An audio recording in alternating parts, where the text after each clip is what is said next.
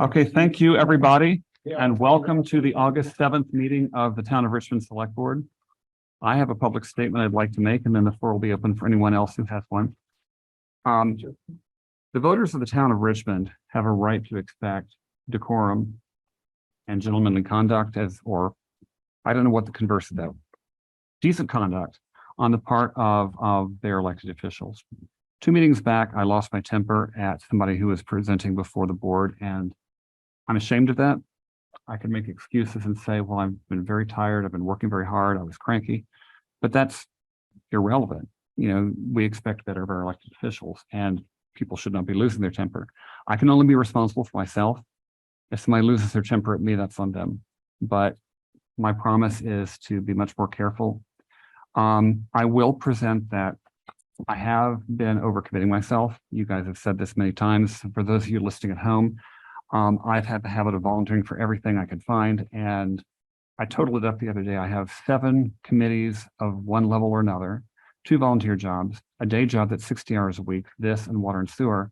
And when I die, no one's going to be giving me a prize for how many of those I did. So I need to scale back so that I have an easier time keeping my cool. But at the end of the day, stress or no stress, I should not have lost my temper. And I want to apologize to Mr. Paul Hoff for my rude behavior toward him. And I also would like to apologize to Caitlin and Aaron Caitlin and Nick of the Andrews Community Forest Committee for a fairly short-tempered email that I sent them that they did not like and had no reason to like. And again, I should have thought better. So my apologies not just to Caitlin and Nick and Paul, but to the town as a whole. You should and have a right to expect better. I had one thing. Please do. So you proved you're human. So there. You know, I've talked to Jay a couple of times, and one of the things that I've observed is, you know, it's been apparent to me that you have volunteered for a lot of things and volunteered to the degree that the rest of the select board can support you in a scale that makes sense. The things that you've have been involved with are unprecedented in my experience of 10-ish years on the select board. Like no member or chair has done that many different things, and I think there's a reason for that. So to the degree that we can help you get to a more, you know, humane scale, I think we all stand willing and able to. Absolutely. And I'd like to add to what Bard just said. One of the things that we've said, not just about ourselves, but also for our town manager and to our public, is that it's a disservice to people who want to be part of a democratic process to have select board meetings that go until 11 o'clock. That's very anti-democratic. No one should have to choose between being aware of what's going on in their government and getting a decent night's sleep.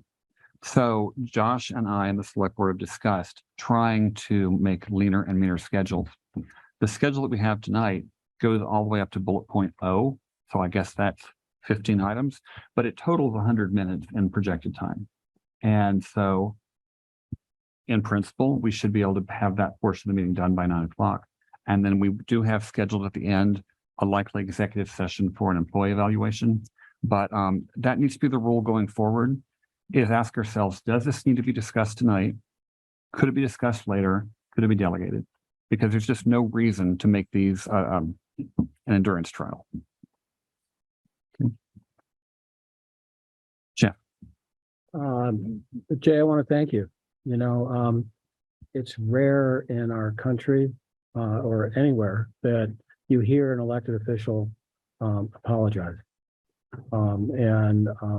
I, for one, accept your apology I really appreciate and respect that you came forward to give it. I know it must have been difficult. Well, thank you. Jeff, I appreciate that. The difficult part was looking back at myself and going, exactly why did I get so cranky about this? I know there's a lot of tension on both sides, or all 7 or 8 sides of the Andrews Community Forest issue, but some detachment is clearly called for if we're going to do our jobs right. And so that's my goal. David? Jay, I want to thank you for what you said, and I can appreciate how difficult it was to realize where you were and make that statement. We all make mistakes. The difference is some people make mistakes, understand they make mistakes, acknowledge they make mistakes, take responsibility for those mistakes and move on. And I appreciate that. And having sat in your chair and having once lost my temper during a select board meeting and said something I'm not very proud of to somebody, I can appreciate how painful that was to go through, and thank you. Well, again, my apologies to those who were affected by it, and my apologies to our citizens for not doing the best job I could. Is there any other public comment before we move on with the agenda? Penny. Please. I'm Penny Rand. Nice to see you all. I too appreciate your open. Do I need a mic or is this good? That's it. Is it okay? Yeah, your open apology. I think that's yes, we're all human.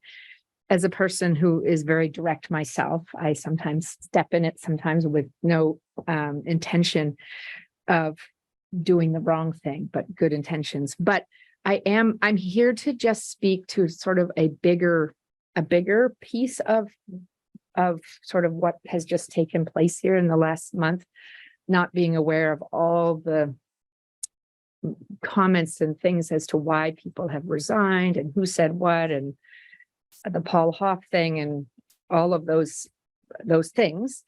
I think for me, what I wanted to just observe and share my concern of is it's really important that we have people who want to do the roles that you're doing and who want to serve on committees. And there are people who are and who are enjoying it, and it's great. And anyone who does serve is doing it because they want to for the community. And it's most often very much appreciated. But this kind of what has taken place here, even if we're human and we make mistake, it seems like it's been too much. And it seems to me that there was time at some point for it to not get this far. And I feel like it's a real deterrent for people to step up. And we want people to step up. And it concerns me. It really concerns me. And it's not about people saying too much, or it's about moving the process along. Mhm. We cannot please everyone all the time. And at some point, I think some decision needs to be made on things, and you go forth for a bit and you see how it is. Mhm. And I feel having been here for many years, other things that have taken so long that I feel is unnecessary, and it doesn't help us move in the direction that we want to, and it doesn't help us encourage other people to step up and be involved. And if we have this kind of process, what I'm concerned about is we're only going to have people step up when there is a personal agenda, versus I'm stepping up on behalf of the town. I have time and I want to do this for my community, versus I'm stepping up because I want this to happen. And that I think is not okay. And that for me is the direction it's headed. And it doesn't feel good to me. So I'm just here to voice that. So thank you. Penny, I'd like to thank you. You probably would have expected me to say that regardless, because we're all being courteous. But the fact is, it is a good point.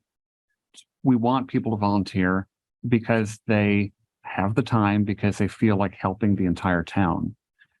They may be volunteering at something that's of no direct benefit to them, but they think they have something to offer, versus I have an axe to grind. And I think we should all try to remember that, me especially. And I don't know how that, like, who takes that action, who says, okay, this is something that we need to do. And I think it's you guys.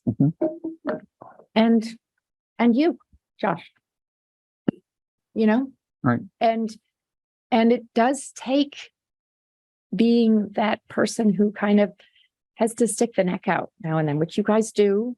But we've elected you because you're awesome and we want you to continue to be awesome. Well, they're awesome. No, well, we all make mistakes, but I'm just saying, I think accountability and moving things along, trying things out, and it's not working, we'll change it. Mhm. You know?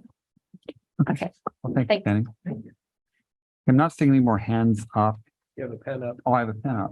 John, go ahead. Thanks, Penny.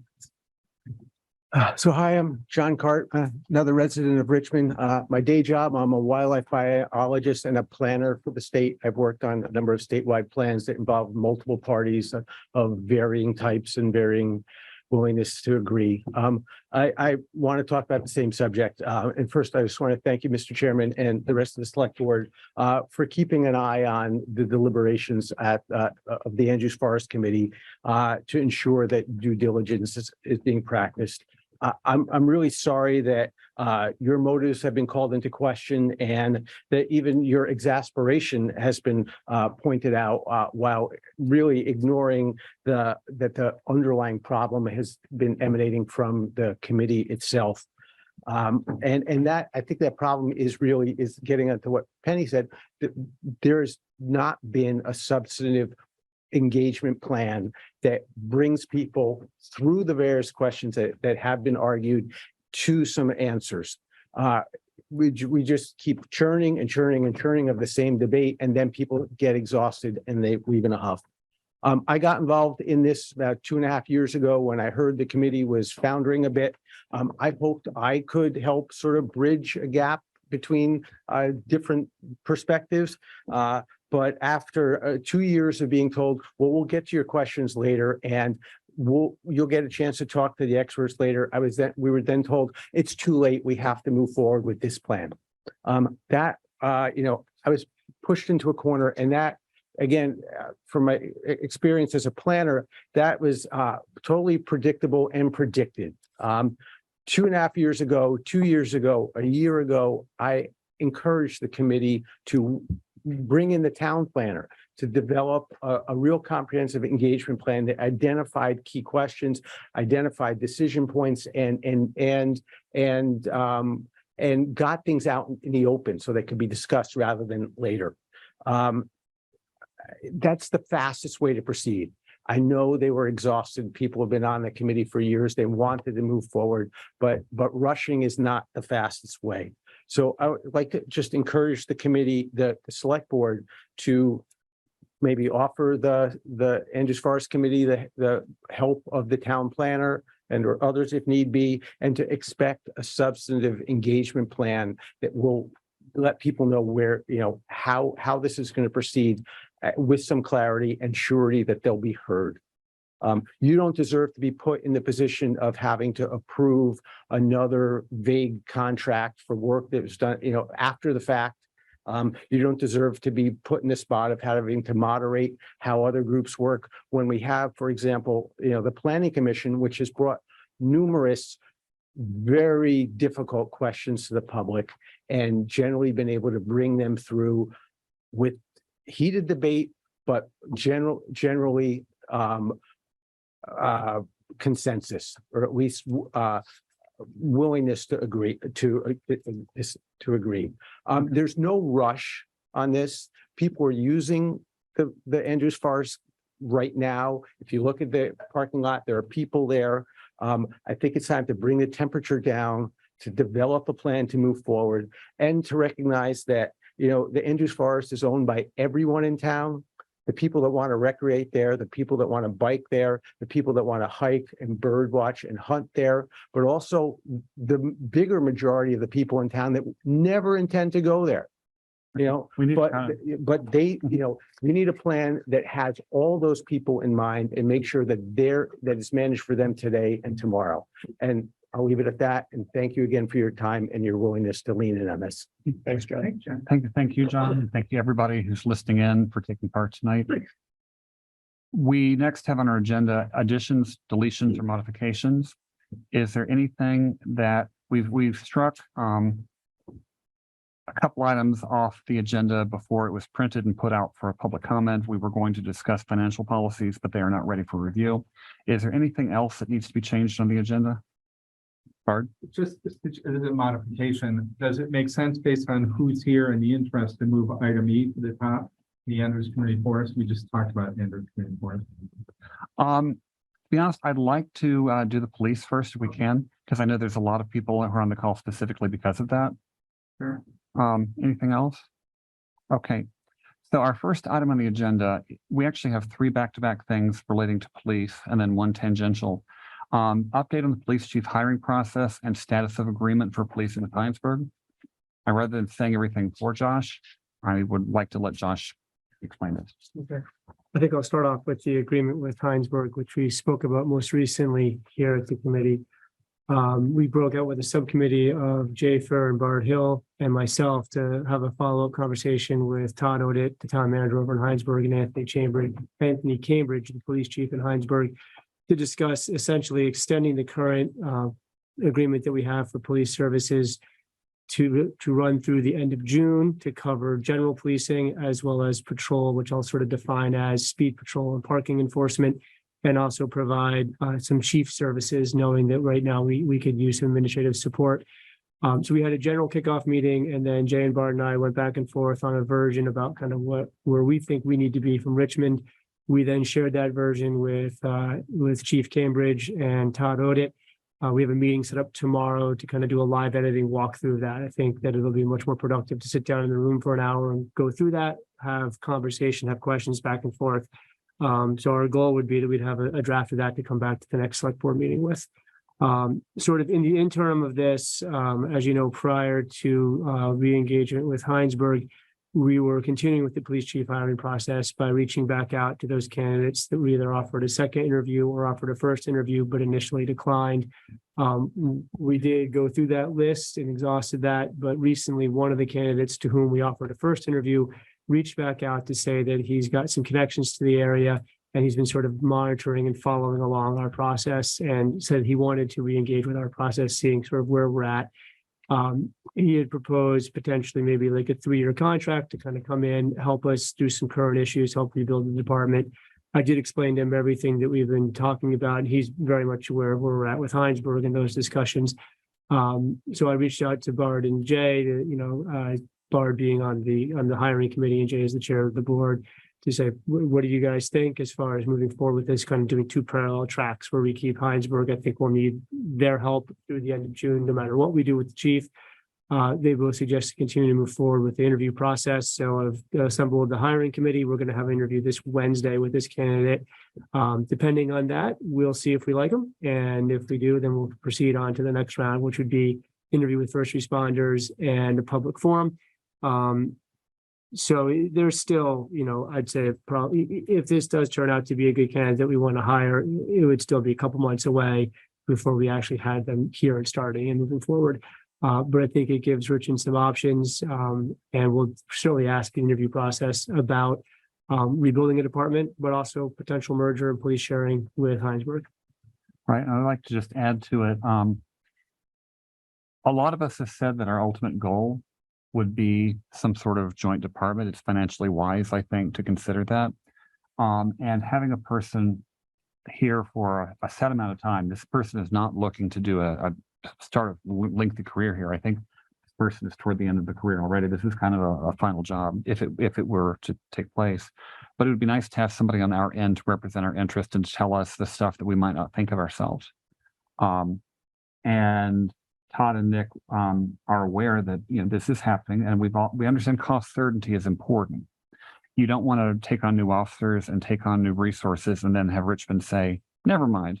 And so that's something that's going to be made clear in the contract with them. And Bard, you probably have some stuff to add. I think the 2 of you captured this well. Jeff. So have you, tomorrow you're going to ask Hinesburg how they feel about that. Is that right? Well, I've been fairly transparent with both Chief Cambridge and Todd Odit that we had a candidate who wanted to re-enter the process. We had a conversation last week. Their main concerns seem to be around certainty of funding from Richmond Mhm. for hiring officers. I expressed to them in that conversation last week that, even if we, first of all, the candidate could fall through, so we might not get anything. Even if they're the perfect candidate, we hire them, it could be a couple months away. And I foresee that we would need a level of service from Hinesburg that we can commit to through the end of June as we seek to either rebuild or do a further partnership with Hinesburg. But yeah, their main concerns seem to be around that certainty of funding. Is this candidate a police chief now? They have police chief in the background, yes. Okay, so my concern would be what you expressed, Jay, is how Hinesburg feels about it. If it complicates the issue for Hinesburg, that would be a concern. Right now, we have kind of an immediate solution in front of us, and I'd hate to upset that apple cart. So I look forward to your meeting with them on Tuesday, I guess. Tomorrow at 11. Mhm. And I look forward to report back on how that goes. It seems to me that even if we have a good contract and we have this relationship for a year, there's going to be a whole bunch of issues that come up. And I think that's good. We need to learn what it is to work together as a town and where the rubs are, and we can't anticipate that until we do it. Right.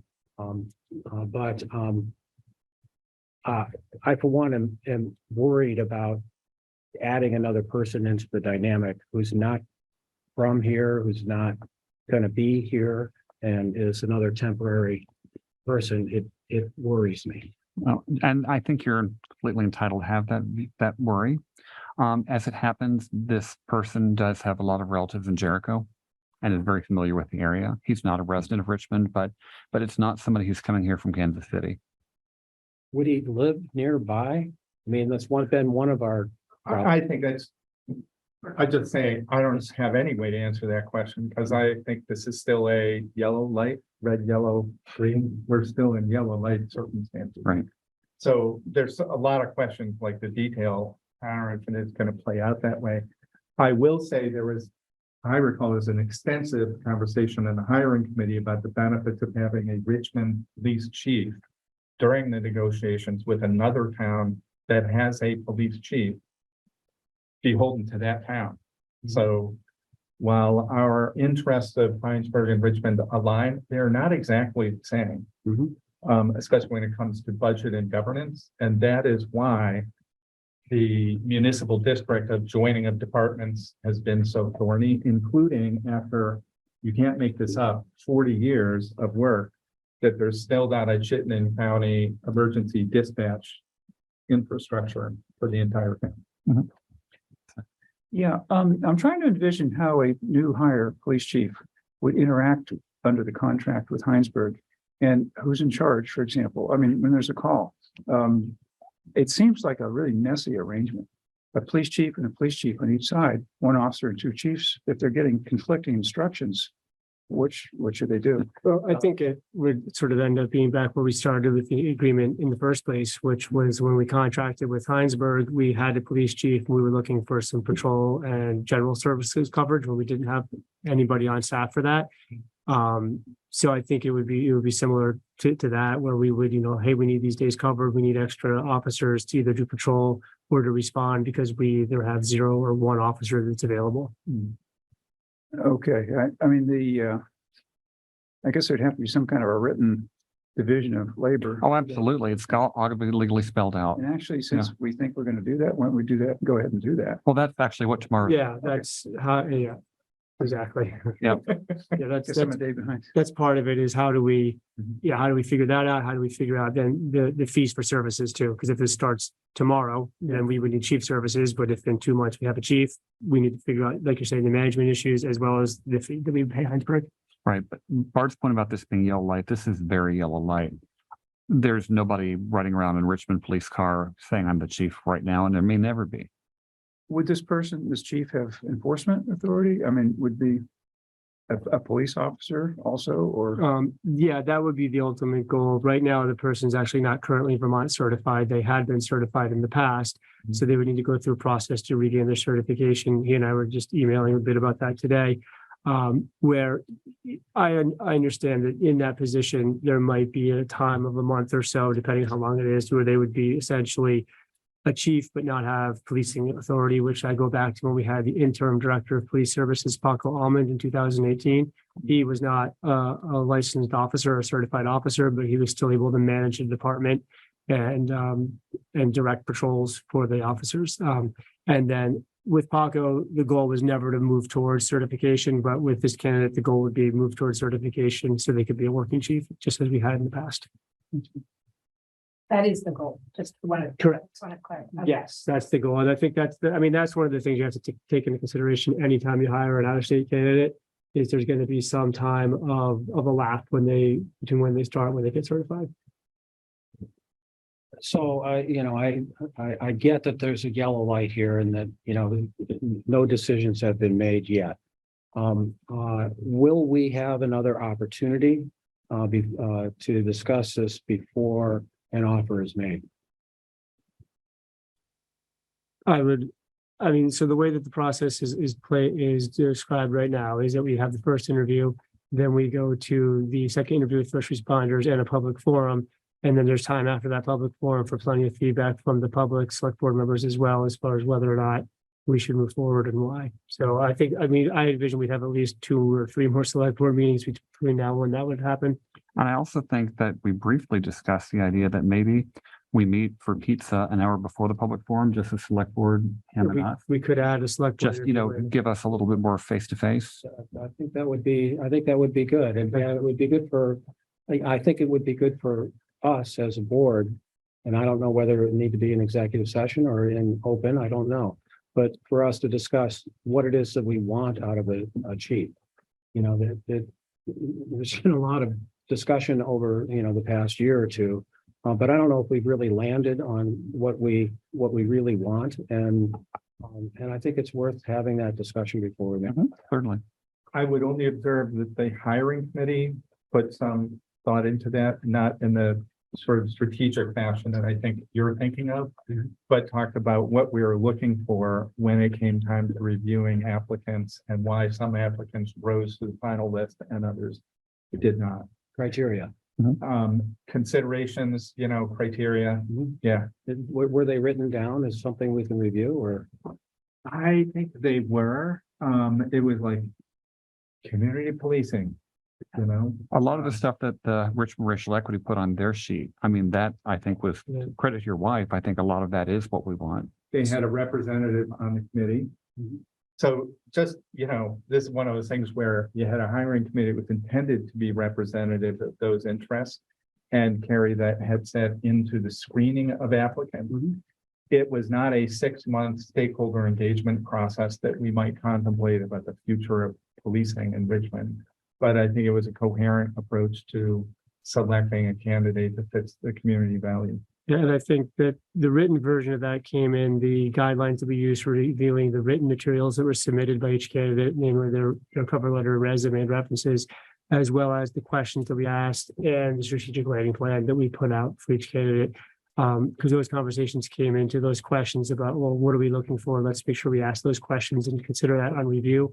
I think those are fairly confidential towards the hiring process, but I don't see a problem with showing them with select board members, as we can share other things with you guys that aren't necessarily public documents. I'll just double check on that, but I think we can share that because I know you're interested to see that.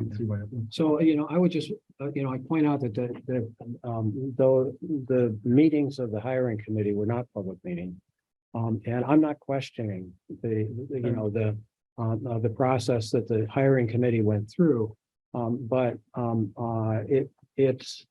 I think it's important for us to have this, these kinds of discussions in open meeting, because the public and even some of the members of the select board aren't privy to what you guys discussed in the hiring committee. And I think we need for that transparency. It's going to make his or her job much easier if he or she gets support from the get-go.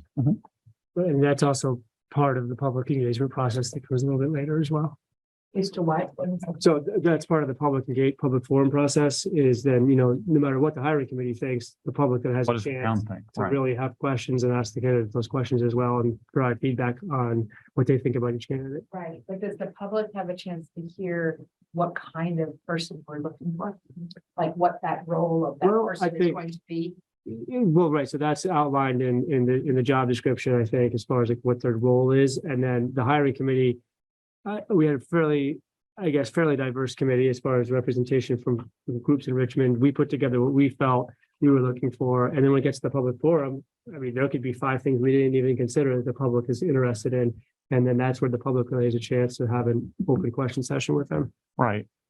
And that's something we haven't had for a while, so I don't think people really know what to expect, but literally a session where we're in the library, we're in the gym, and anybody in the room can ask any question they want. Because they have to be prepared to deal with, that kind of scrutiny. And this will be our chance to see them, they get to see us. Right, I think that's great. I'm sorry. I'm talking about. No, you're okay. So we should consider Right. future updates to this. This is not our last bite at this apple. We'll, Right. you talk about this, not to cut you off, but just. No, it's a good point. Thanks for help keeping us on time. No, my comment was just, I think it's important for the public to be aware of. Not so much, I mean, at some point, yes, the public can come and ask questions for this candidate, but to be aware of what it is that we are trying to hire. Mhm. What is that position? So- Like Policing. That's just such a, like, are we trying to hire someone 5 days a week, 24/7? Mhm. They would be able to do this. We could print out the job description immediately. Right. I think that would be It's already on the. I think it's already Yeah. on. the website, It's I on think. the, But we'll share a link to it. okay. Okay. That sounds great. And last comment for now before we move on, Chris. Sure. Hello, I'm Chris Granda. Keep this up. Former select board member, current planning commission member, resident of Richmond. Forgive me because I haven't been engaged on this issue closely recently, though obviously it's one that the select board, all the way back to my time on the select board, I think has been wrestling with more or less without resolution. And that we, have rarely had a fully staffed police department in my experience living in town. And I guess to start out, the question I want to ask is the select board committed to fully staffing a police department? I mean, what policy direction are you all going on now? Because it seems like we've got one of trying to rebuild from essentially scratch. No criticism intended there. That's just where we are. And then the other is contracting with an outside force. Back there was at one point, everybody used to do that with the state police, but that's not an option anymore. But it seems like Hinesburg is, right? Right. So which is the chosen policy direction of the Richmond Select Well, Board? can I jump in really quickly? State police, we let them forget about it. But- Yeah, no, I know, it's not, yeah. So the other stuff, what I'm following is the town budget is passed by the voters in March, which has a chief position, a certain number of officer positions, and also our collective bargaining agreement with NEPA. Right. PVA. So those are the guiding documents. We have a police department, and I believe the Right. town manager is obligated to. But I'd like to tie this up in a package because there's a lot we don't know yet, and this will not be the only meeting we discuss it. The town of Richmond at one point had a meeting with all 5 of the select board members of Hinesburg, and we all jointly agreed at that time that a joint district was a goal to head toward. And ultimately, that's still a goal I think a lot of us support. So that we have joint control. Right now, we don't have that. We have a patrol arrangement where we can certainly give input, please patrol Hinesburg Road.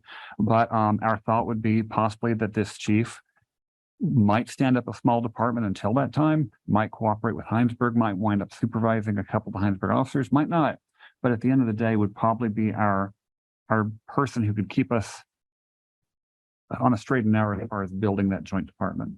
But we don't know, and there's a lot we don't know, and a lot that will gel as we go forward. But right now, that's pretty much all we do know.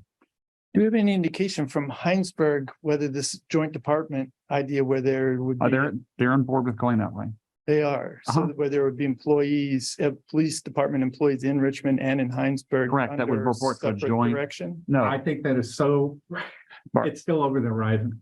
okay, to finish though, the idea of a joint department is it's not the Hinesburg department, it's not the Richmond department, it's the Richmond Hinesburg department that we both have a governing body and we both have control over. That we both jointly fund.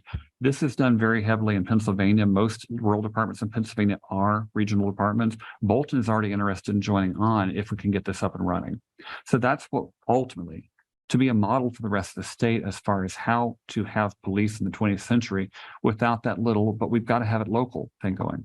And we unfortunately, we do need to move on. I would like to just Okay, say one last thing and then I'll be done on that. This is very helpful. Mhm. By the way, thank you. I think the concern that I have and that I think other people in town have too, is that that we don't have a clear direction. And I am now feeling much more that we do, but I guess the cautionary note in this case would be if we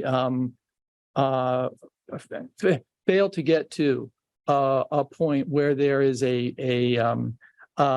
clear agreement with Hinesburg, for example, if we're going to work with Hinesburg to this joint move forward, we're putting ourselves in a situation where we are neither committing to that, nor are we necessarily committing to rebuilding the police department. Mhm. But even if that's possible, Right. and I don't mean it to be discouraging, but the experience is that Right. that's a very hard thing to Okay. do. So I'm hoping that the select board will continually revisit we the will. initial thinking behind this.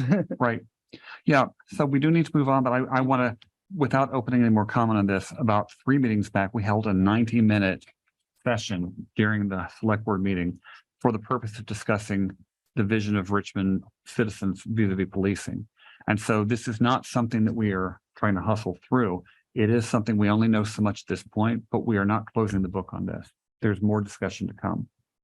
Our next agenda item hopefully will be relatively short. We, as you know, have a whole bunch of police cruisers out there that are not doing anything. The Richmond Select Board voted to dispense with sell the oldest models. We had heard that they might be worth more with all their equipment on board. That turns out to functionally not really be the case, that police departments usually want to have new cars. And so the current thinking we're having is that we would strip them. And there's a contractor in North Ferrisburg who actually does this at $400 to $500 a car to strip. Once those 2 cars are stripped, we would have a sealed bid process that anybody could bid on. If you want to, I'm looking at David thinking the Blues Brothers I because, need another cruiser. but there would be a 1-month bid process with a minimum price. So we're not going to be selling these for $5. Okay. And Anthony Cambridge has experience with doing this kind of thing, selling cars. So we will be able to leverage his experience in making sure we get a good price for them. Anything to add?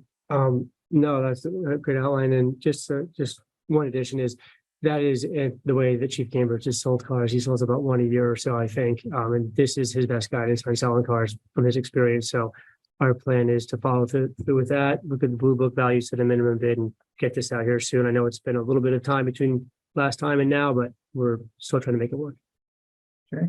Jay, what's the value of the equipment to be taken out? I mean, is it less than Yeah, $5 to remove it? yeah, I don't know the full value of the equipment. I mean, some of it can be maybe used again, depending on the type of car that we get. So we might be able to retrofit it, but not all of it. Okay. One of the things that Chief Cambridge noted, well, I guess a couple of things is you don't really want to be selling a fully equipped police car to a citizen who's not a police officer. It's trouble. And typically, as Jay said, typically departments don't bid on fully equipped used cars. So in his experience, you get a better resale value by selling the stripped car. So kind of he's our expert on staff sort of right now. So going with the best advice that we have from the person that knows best. Sorry, one more question. Is it stripping just wiring and brackets and the lights and so forth? Is that about it? Yeah, no one's going to want to buy a car with wires dangling. So it's basically to get it into a sellable state. Yeah. Okay, Jeff, we have an unusual request in the chat. Oh, we do? What is it? It's directed at you. Let's see it. It might be directed just to you. Oh, maybe just to me. I'm so sorry. The request is from MMCTV saying Jeff's camera view is awkward. Can he please turn off his video? Because we're only seeing the bottom of your head. Oh, That's all there is. We want to see your whole lovely face. Okay, thought my sweater was. our next agenda item, it has to do with police data. Do I have sharing permission? I do not. In a minute. Go ahead. Okay, so before I share, there are two types of data that the town of Richmond voters and residents are very interested in. One of them is incident, arrest, and traffic stop data as recorded by anybody conducting police duties in Richmond, whether those be Richmond officers or Hinesburg officers or even state police officers. The data is recorded into a system called VELCO, just like the island. And no matter who the arresting officer or stopping officer or responding officer is, it's coded as a Richmond incident. And so even if it's Hinesburg doing the stopping, in principle, the data is still there. It's a little tedious to extract the data. There's not an automatic push the button and it comes out, but we can export it to comma separated value files, which can then be imported into Excel or into dashboards. The public has a right to know if policing is being done in a fair and impartial fashion. Okay, that's one of the main reasons for wanting to see this. A second item is radar speed data. We acquired 2 more radar speed signs and put them on Cochran Road, one at the bridge and one more or less at the round church. We have 2 others that are already there, one of which we know is currently not working. And Duncan Wardwell, his house is literally right there. So he's going to probably have to rip some parts out and send it to the maker to get that one working. But getting the data out of those, we've joked about how all you need is a ladder. It's actually a little more complicated than that. There's a little data module inside it. You turn the thing off, you take out the data module, you turn it back on, shut the sign. It's now reading, it's still responding, it's still saying you're going too fast, but it's not recording because I'm holding the data module. It takes about 8 hours to download 2 months of data from one of those. It's basically a serial connection. I was dumbfounded, but that's apparently typical. And we found that the speed radar sign in front of the round church records data at such a rapid pace that after a month and a half of operation, it was full. And so we stopped recording at the end of June. So obviously we need to get the radar data downloaded monthly and imported into dashboards where people can say, so how are speed controls on Cochran Road and elsewhere working? Earlier tonight, we talked about me trying to impress everybody by overdoing it. I've been the one currently roaming around with a ladder and a reflective vest and downloading the data, and that's not tenable. So before the meeting tonight, I discussed with Josh the idea of looking into a vendor who can take the data and make it look all pretty for us. The city of Burlington has somebody who's full-time on that. I have an hour here and an hour there. But I want to show you briefly what kinds of things are possible. This is just a mock-up. This is real data, but it's not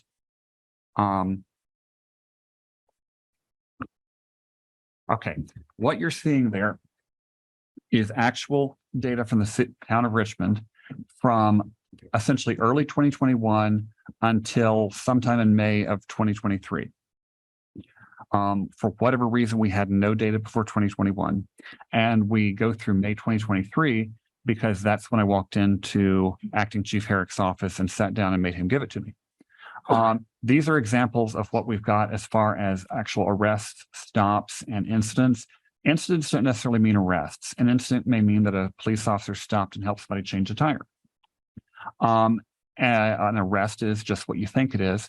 And a traffic stop is a traffic stop. One of the things people are very interested in is whether police are stopping persons of color at a higher rate and whether the searches that may or may not take place are finding contraband at a commensurate rate or whether they're being victimized without any real reason for doing so. So these are just 3 ringed charts showing incidents, arrests, and tickets by race. But ultimately, here are the kind of things that people want to be able to do. Right click. It's taking a second to show up and drill down. And so this is all the data for incidents for those people who I right clicked on. I believe that was the white people. But clearly, this is a big load to swallow. We really need better drill through dashboards that really drill into the key metrics. And we need a lot more data than just race. But this is what we've got the data for. If we can now just find somebody who can build all these dashboards for us, because I have to admit, I don't have the time to do it. Gene, what period of time? You said? This data is early 2021 through mid-May 2023. You'll also notice that some of the numbers, well, actually, we don't have raw totals here. No, we do. Okay. The data is patchy. The data is inconsistent. Some off, like up here in the upper left, the incidents, this blue ring here is where the race is blank. Now, they're required to record the race for traffic stops, but if they stop and change your tire, they're not required to. So that's why we have this big swath here of race unknown. So another thing that would be part of the policy would be working with whoever's providing policing for our town to make sure that the data that we need for accurate metrics is being recorded. And I have no reason to suspect that Hinesburg wouldn't be doing that. This is just what we've got right now. Why are we collecting information on race? Pardon me? Why are we collecting information on race? So that we can actually judge whether our police officers stopping Black motorists or lad motorists at a higher rate. The last data we've got that the University of Vermont put together was that persons of color are stopped at a higher rate proportional to their numbers than people who are white, but the searches of the car turn up contraband much less frequently. So they're searching cars, but not finding anything more often if it's a person of color. How is that helping us in Richmond? It's helping us know if Yeah, no, I mean, I get that, but I'm just saying, I understand that piece, but it just seems to me like, I feel like more of what is of interest to the public is, was it a traffic stop? oh, absolutely. This Or is just, was it so I'm sort of just surprised that we're looking at race. it was versus, just, like, it was a the quick, type of it. right. This is a That's part demo. of what's This is a demo dashboard. I know that there are a lot of people who are very interested in race. So I said, well, what the heck? We need a couple Okay. things to show. But Okay. yes, we can just as easily say we could have a ring chart that says what percentage of incidents are domestic violence, what percentage are this. There's a lot of data out there, and that's why it's not just a weekend hobby, because there's an endless number of questions that the data's in there. The question is, how do you pull it out and present it? Right, so, and then if we were to pull that information out, and first of all, you're wondering how to pull it out. Mhm. And is that in just I'm sorry, I'm missing how this is being collected. Is that just the machine? That- Every time a police officer, Every time, it's the police They- interact. when you see a police officer pull over by the side of the road doing this, they're entering the data from the last stop and so forth into their computer, which then connects to the state database. Right, but couldn't that be a role of a police person to provide that data? For the community? In theory, yes, many police departments do have a person whose job it is to show this. Chief Cambridge, would you like to weigh in on that? Yeah, we're required to by law to take race data for each traffic stop. And in Hinesburg, do you have dashboards that show your numbers to the town? How many of each category do we report? We do. Okay, but do you have pretty dashboards like Burlington has where you can right click and download and pivot and all that fun stuff? We do not. Okay, we're basically trying to catch up to the Burlingtons. If you're ever really bored, go on Burlington's police site and you name it, they've got it. It's impressive as heck. I wish I had their talent. Jean Ann. Yeah, so one of the questions I had was around the data anyhow, is I was at the eye doctor's last week and I was reading the little Williston newspaper, and they have a really nice report out of what they've done over the course of a week. So over the course of the week from July 7th to July 13th, they had 16 incidents that they reported, and they reported it in a fashion that is really interesting to me as a resident, right? July 7th at 1:14 p.m., retail theft reported at Walmart. A female age 34 was issued a citation to appear in court. Boom. That to me tells me what's happening in my town that I Right. need to be concerned about. And that's the kind of reporting that I've asked for years and years and years and years. And Anthony Cambridge, I think, did post at one point on the Front Porch Forum, what the Hinesburg police had done. And that was great to see that, 15 traffic stops, 42 tickets issued, whatever. That kind of data is really helpful to me as a resident. And so that's the kind of reporting I want to see. That's my Right. input. And Jeanette, you're absolutely right. That is very valuable also. Not everybody is a data wonk who wants to download the data and do the detailed data analysis that people elsewhere have done. Sometimes you just want the police blotter, so to speak. This is something that's, standard content for little town and weekly newspapers the world over. We do have a Town of Richmond Facebook page. A Richmond Police Facebook page. And in principle, we could be sharing that. It just means that somebody has to post it. And if that's something that we want the Town of Hinesburg Police Chief to coordinate posting, that's something that we can put in the contract.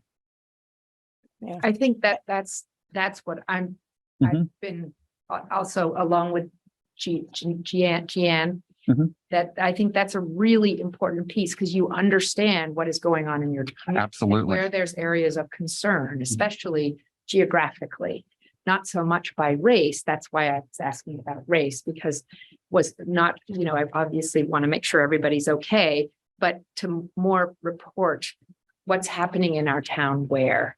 And the Addison Independent, I get the Addison Independent. I grew up there. They have the same thing. It's right. And it's very helpful, I think. Right. I agree. It would be. And it doesn't have to be dashboards. It doesn't have to be super specific. It's more of that general, how are things going on in our town? Well, and it also, so the other piece to that is it tells me I'm paying my taxes to support the police budget. If we're going to have a police force, what are they doing with their time? And I had to laugh when I saw this because again, there were 16 incidents in a week. So that's on average 2 to 3 a day. So the rest of the time, all the Williston police officers that are there must just be doing traffic control or, I don't know what else they're doing. But when you look at this, it doesn't look like they've done a whole lot. And so do we as residents, is the only thing we want to have a police department for is to do traffic control? I don't. Right. So these are all questions that having access to micro data and macro data come in handy. And it's something that as a town, we're saying the data wonk people, we have the data. It's the weekly stuff that we do need to address the weekly numbers and get it into a form where people can see it. Jeff. So I would point out that, over the last 2, 3, 4, 5 years, we haven't had a full department. And over the past year, we've had a very not full department. So there might be small numbers and it might not be representative.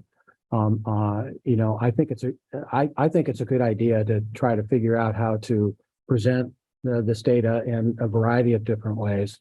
And I think it's going to be more important going forward because we have coverage now. Right. So that's of interest. Right.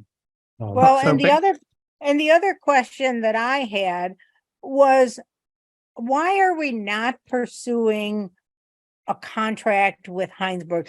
Things seem to be going very well with what they're doing right now. So we've been without a chief for however long we've been without a chief.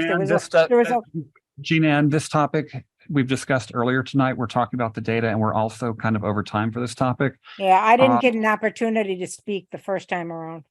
Well, I didn't see your hand come up, but move on to you could have taken yourself off the mic and say, pardon me. We are pursuing a contract. We're laying out contractual details. We're laying out the contractual details. We've already mentioned this several times in the meeting with Hinesburg and exactly what those services will include. We are literally doing exactly what you've asked for. Okay. So you're still talking about a joint police force though, with 2 chiefs.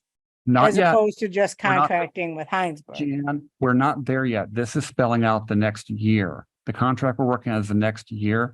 Down the road, we do want to have a joint department. That is not what we're working on today. We're working on a contract to make sure we have the services over the next year. That is what the meeting tomorrow to discuss.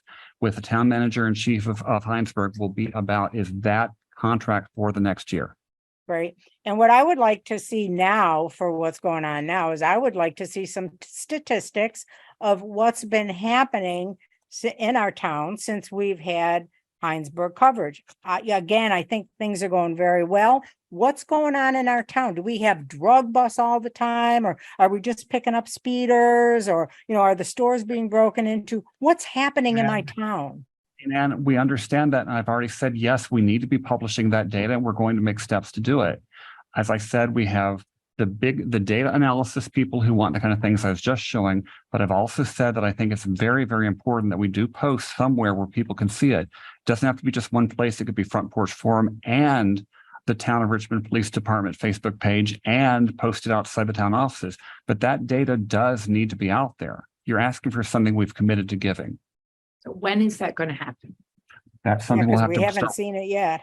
That's what Right. I think she's. That's asking. yes, and that's why I'm doing a presentation tonight. The big data we're working on, the small data, we need to work with Anthony Cambridge, whose hand is up to make sure we get that data and do post it. Anthony?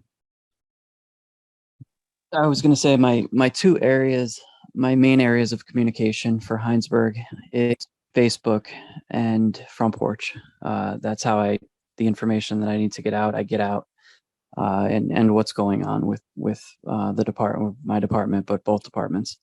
As far as the data goes, yes, I can help get whatever data out.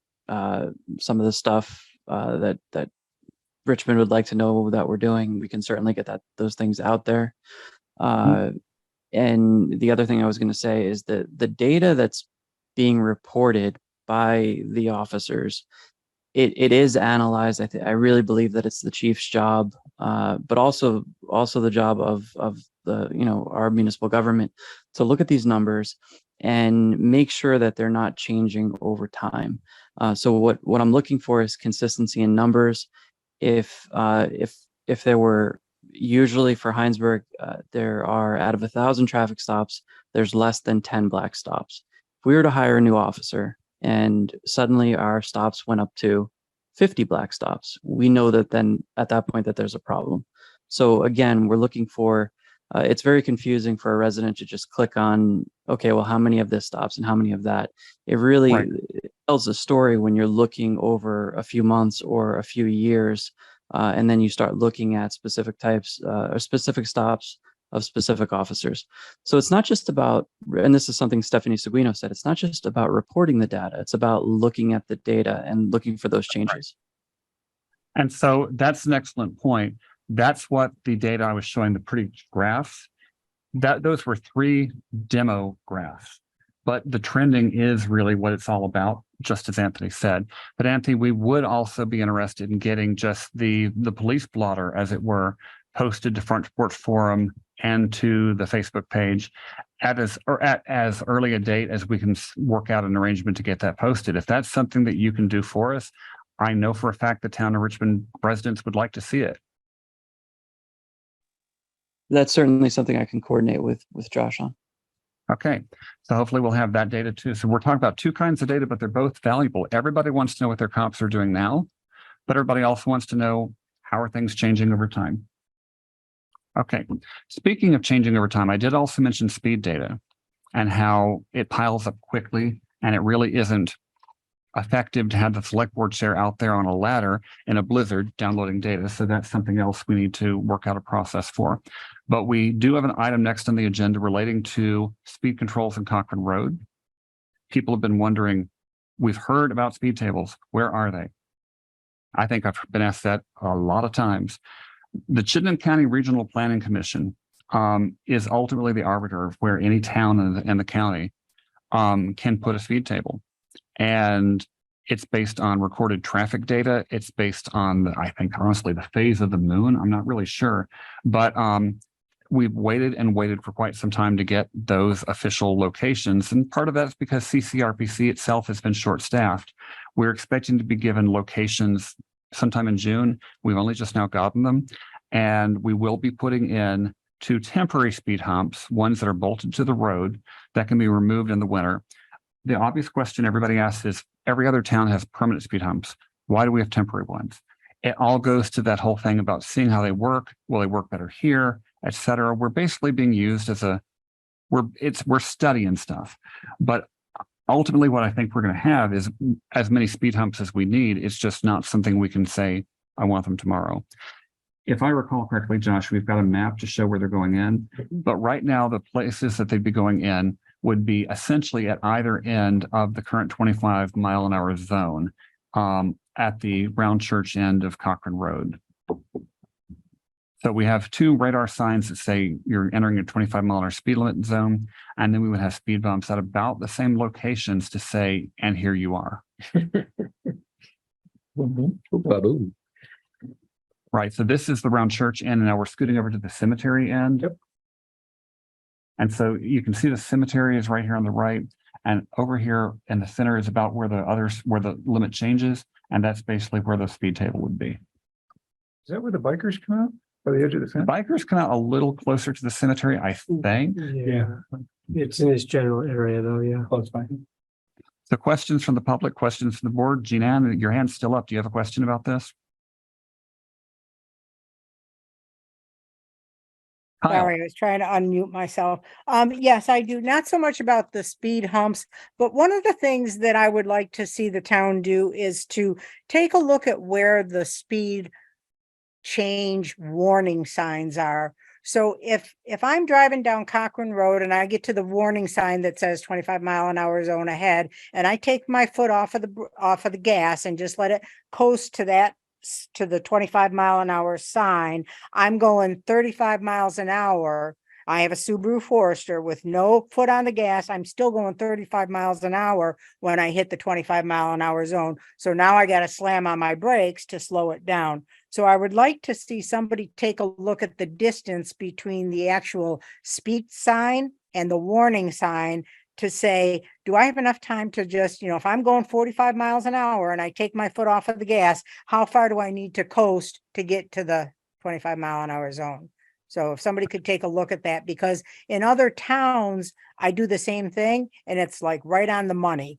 But in Richmond, you got to hit your brakes. okay, Kyle. First of all, Kyle Montgomery, I completely agree with Janine on what she just said.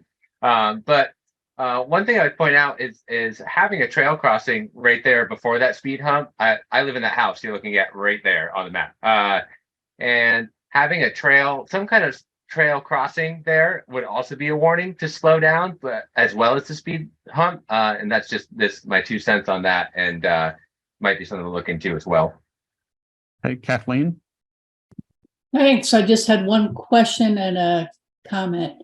My question is whether there are any speed bumps on the eastern end of Cochran Road. Not yet. We don't have permission to put them in yet. Okay. I And wish we did. my comment is that the town did receive a grant for a scoping study for Cochran Road to I'll use the term firm up locations for speed bumps or speed limit signs, etc. And that grant is looking at the entirety of Cochran Road, and that will begin probably within the next month. So these, I think, are temporary installations, the speed bump signs, and speed humps, and there will be an analysis and then final recommendations by the end of this grant project. Okay, I'm going to go next to Chris, and then after that to Conservation Science Partners. Chris, go ahead. Chris Granda, I just wanted to say this sounds great to me. I think a lot of people, myself included, have been waiting for speed humps. So that's great. I also want to mention that most of the electric meters in town have the ability to download a month of 15-minute data in a matter of minutes wirelessly. So it's kind of mind-boggling that these automated signs can't do that, and maybe we should consider another vendor. Or see if there's a data module that can plug in instead. That will be wireless. Okay, Conservation Science Partners, your hand is no longer up. Are you still interested in asking something? Yes, I'm here. Sorry, that was a remnant name from work. This is Caitlin Littlefield. Hi, everybody. Just wanted to second what Kyle said. I think that's a great suggestion. I live in this area too. So having that sort of a designated crossing between those two trails or some signage associated with that could help scrub some speed. And I also am just really grateful that the town is moving forward with these speed humps. I understand they may be temporary, but look forward to maybe more permanent ones. So thanks again for moving this forward and for the update. Okay, any other questions? Members of the select board, any thoughts?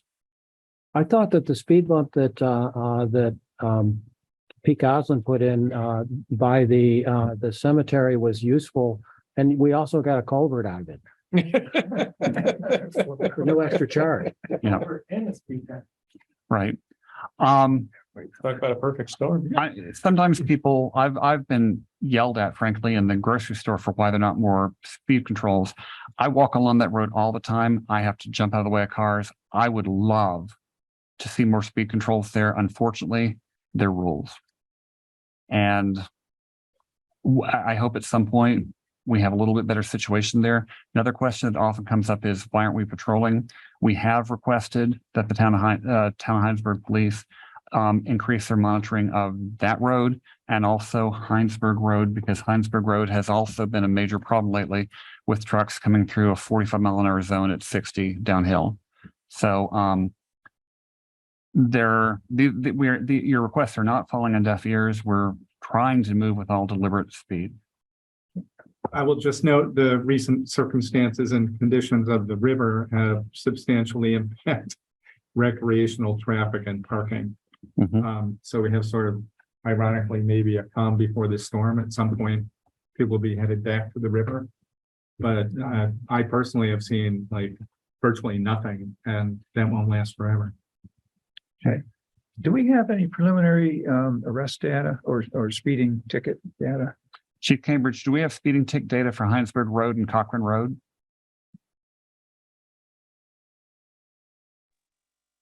It's something that I can certainly pull.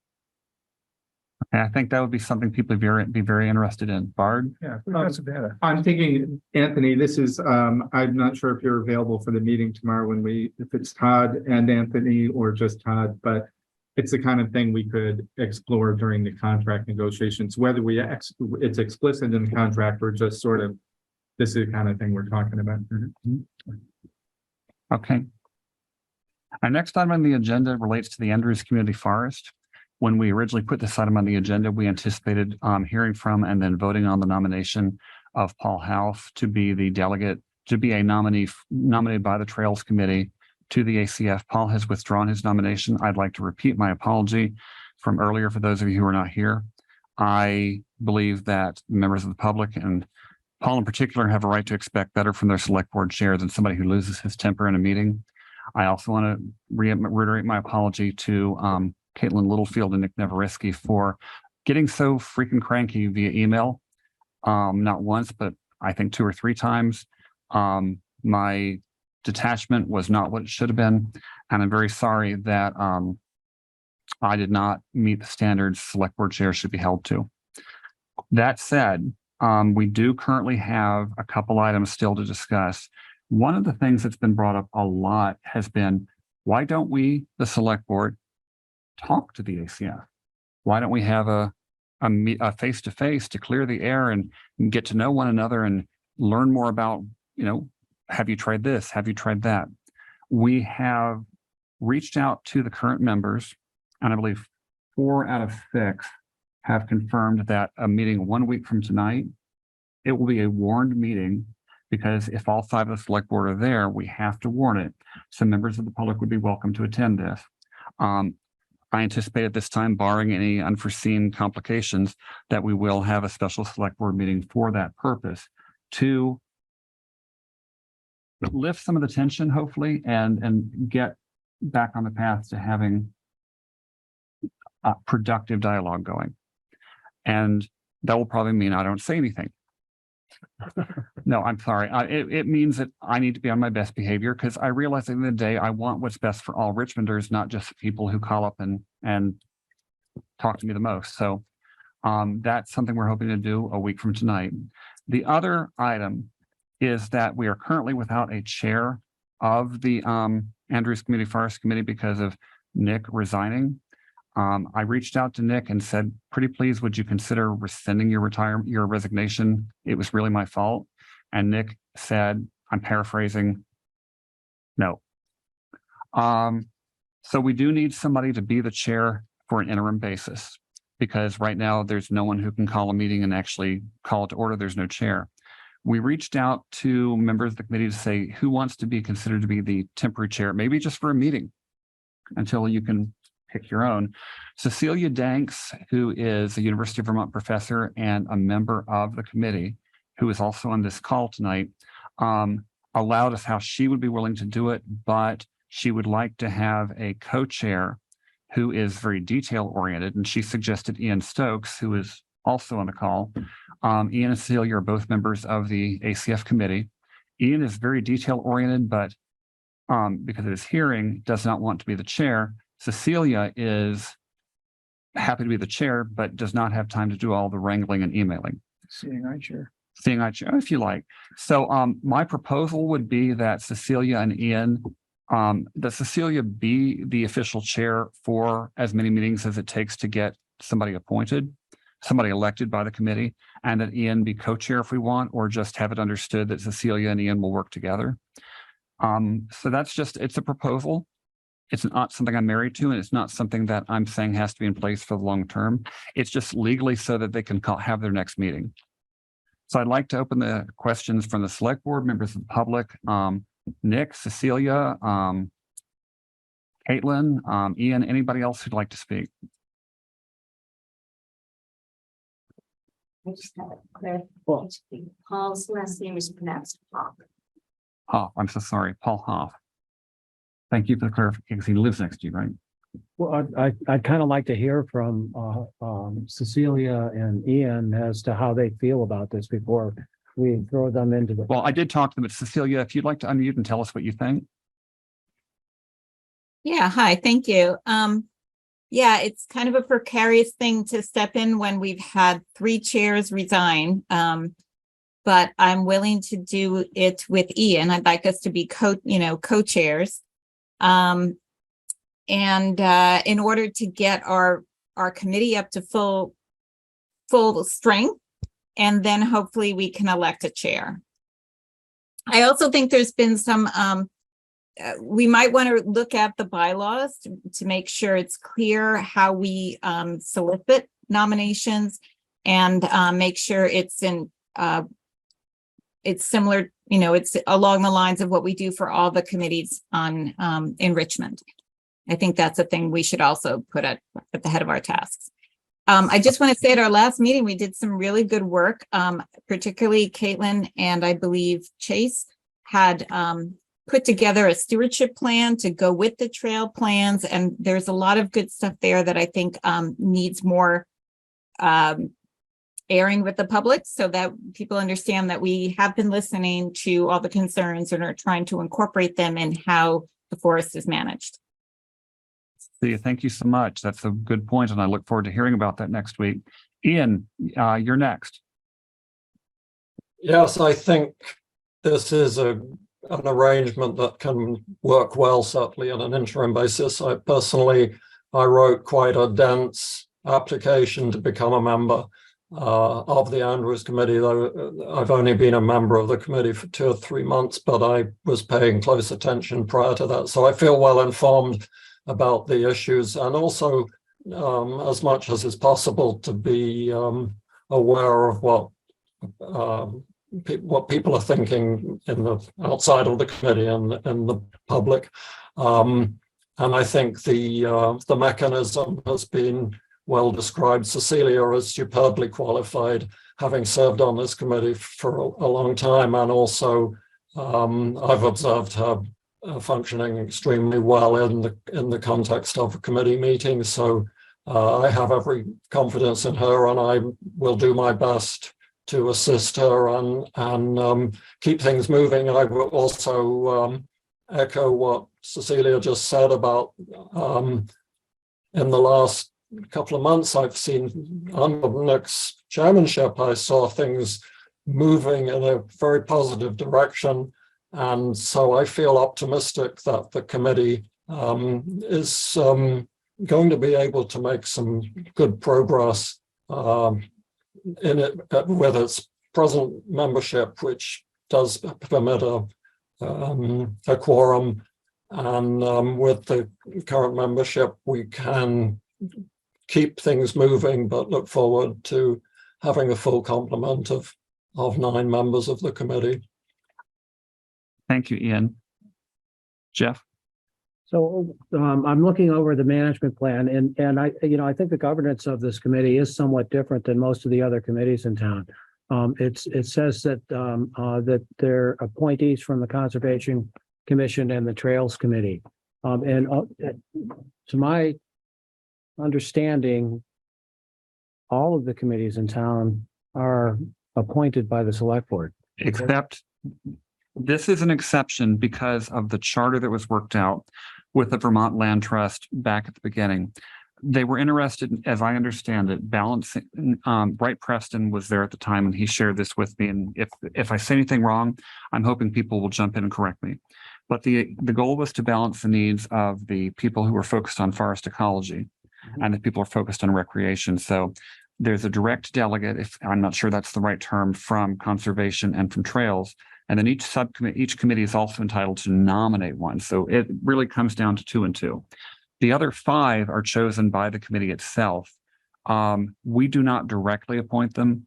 They choose 3 people a year to put before us, unless there's additional openings, and we can vote yay or nay. But we, as we found out this past spring, I was encouraging people to send in letters and got told, what are you doing? This is our thing. And then as it happened, they did wind up considering, and I believe Ian was one of the people who applied, but it is a little different. Now, I don't see in Cecilia, and I talked about this today, there's not any real need to right this second say it's not working. If we have a productive meeting next week and we feel like we can get a path forward, we don't need to right now change horses in midstream, as it were. If we did at some point want to legally change the method of appointing, we would have to amend the bylaws of the ACF to specify this other format, and the Vermont Land Trust would then have to legally sign off on them. It's not as simple as us making a motion. So we cannot do it tonight. I don't see any reason to do it tonight. I have faith in what Cecilia and Ian can do, and I have faith that they will bring to us, by whatever means, nominees that are worth looking at. Can I just jump in to add a little bit to what you said, Jay? The reason it was set up initially, the idea was to have actually interlocking boards. So obviously you all appoint all the members of the Conservation Commission and the Trail Committee.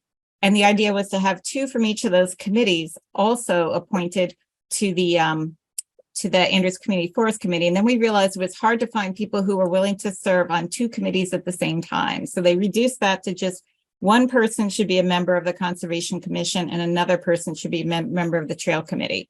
And again, those are appointed by the board. And then the Conservation Commission and the Trails Committee should nominate an additional person each. When we did our first board, we actually put out a big call all the way and got lots of applications and looked through all of them, thinking it was our duty to pick out a nice mix to present to the board. If that's not the select board, if that's not the way we should be soliciting nominations, I don't see any reason we can't change that. And in time, if necessary, as Jay said, look at those bylaws and get approval from the Vermont Land Trust, who isn't, because the bylaws are an appendix to the forest management plan, and they have to approve the forest management plan. So Cecilia, I'm one of 5 people here and I'm tired of hearing myself talk. And I actually am, but right now, listing lots of names and sending multiple names forward for us to pick from would be fine. But right now it really does come down to, we've got 1 at large, 1 trails, and 1 conservation person. And so conservation will nominate who they like, trails will nominate who they like, and then the committee as a whole will have a third person to look for. And I don't really see a need at this moment for us to get our hands in the pot. What I want now is transparency and open dialogue, and anything that serves that purpose, I'm okay with. So, but it's out to the public that these positions are open. But you'll need to, if you want to be the trails nominee, you got to talk to trails. If you want to be the conservation committee nominee, you got to How talk. does the town know? Oh, they How tell does us. the public, Oh, the public know if there's an opening on one of those committees? well, annually, Our each- website has the roster also. the website does have the All roster. the committees. Yeah. Yeah. Okay. And annually in March and April, we solicit applicants for all kinds of boards. Yeah. But in this one case, we have to say, we're interested in hearing from you, but you have to go to the board directly. And we can make that, solicitation. Yeah, there it is. But also what's going on here is a number of people have left the board before the end of their term. So we're looking for people off term, off of when the town normally sends out a solicitation saying that these appointments will be open. So, a suggestion for an agenda item next week at this meeting would be governance. How do we move forward with these governance? And are we happy as it is, or do we see a need to change? Yes. Right. I've read enough really good things about Cecilia. She is a professor of environmental studies, forestry, etc. You have an incredibly impressive resume. So if it should happen that you wind up being the long-term chair, I know that might be awkward for you, but I wouldn't be sad. But we've got a lot of good people out there, and I really look forward to having a chance to engage more than we have in the past. One thing that's been mentioned briefly is people have said, I want to watch the ACF committee meetings.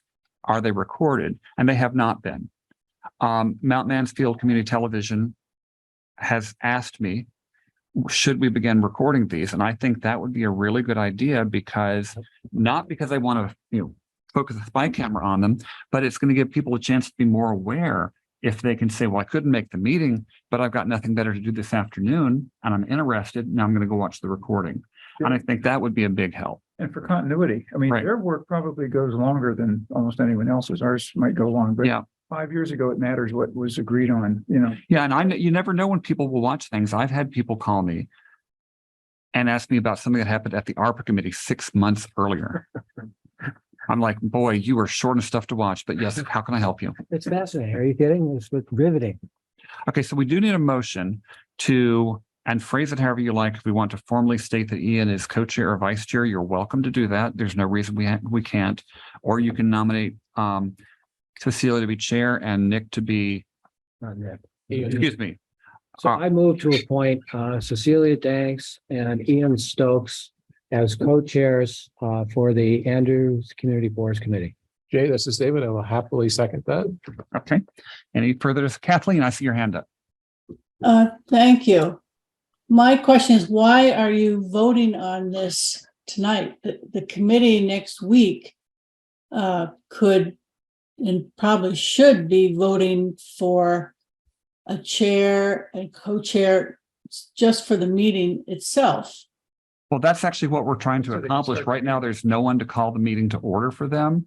And so we're just saying this may literally be for a 1 week period, but we are legally putting in place so somebody can call the meeting to order. Okay, I think it'd be helpful to state that, and then they call the meeting to order, and then they can elect the chair or co-chairs themselves during the meeting. That's normally how it'd be done. And that's exactly what we're expecting. Should it happen that they are elected to continue? So may I amend my motion To be, yeah, sure. for the meeting scheduled between the select board and the Andrews committee meeting? I would say until the next regularly scheduled meeting of the ACF, because the next meeting next week will technically be a select board meeting. I'm amenable to that. Okay, so to have Cecilia and Ian appointed as co-chair until and for the duration of the next ACF committee meeting, or until at that meeting, a permanent chair is elected. There you go. I'll second the amendment. Okay, Kyle? I just want to say that I disagree on your nomination for those two as co-chair based on your conversation with Paul Hoff last week. How quickly you were to turn him down and not give him a chance to speak. And then I understand that Celia has been on the Cecilia, sorry, has been on the board for a while, but you know, just based off what I saw last week with Paul Hoff and his inopportunity to speak, and now these folks being jumped into a chair position, I'm not sure how I feel about that. Okay, you've heard the motion to make Cecilia and Ian essentially temporary co-chairs until the next regular meeting of the Andrews Committee Forest Committee. Please state your name and your vote. Lisa, aye. David, I. Jeff, I. Bard, aye. And Jay, aye. We thank you for your service, however lengthy it may be. Okay, our next item happens to also relate to the Andrews Community Forest, but in a different way. This is a question relating to an easement request from the Vermont Electric Power Company for a line going through the forest. I'd like to just hush up and let Josh talk to this. Line. The line. This is an easement. Well, That's what I said, easement. Yeah. actually, I may turn it over to, if there's a member of the Andrews Community Forest that might be better versed on this. And Caitlin, thank you. I was hoping you'd raise your hand and volunteer because you know a lot more about this than I do. So I'll turn it over to you. Sure, thanks. Yes, and I'm, no longer on the committee, but happy to support this transition as well as I can. So yes, VELCO did approach the ACFC several months back about procuring or paying for a permanent access easement. Basically, that would just guarantee them access and no obstructions along the access road that they already use anyway. So it's something that we would already be doing, maintaining that. They in fact maintain that road, and in exchange for a formalized access easement, they will pay $3.50 per linear foot. That would be about $8,000 from VELCO to go to the town. And beyond that, I don't think there would be any sort of appreciable, we wouldn't see any kind of change in terms of what's going on in the landscape, other than having an additional 8K. Oh. Caitlin, this is Cecilia. I have a question. I thought they also said they were going to extend the major road that, the gravel road that they have a little bit, and that's what was sort of precipitating this, just to make sure they didn't want to make that investment without a permanent easement. Did I have that wrong, or?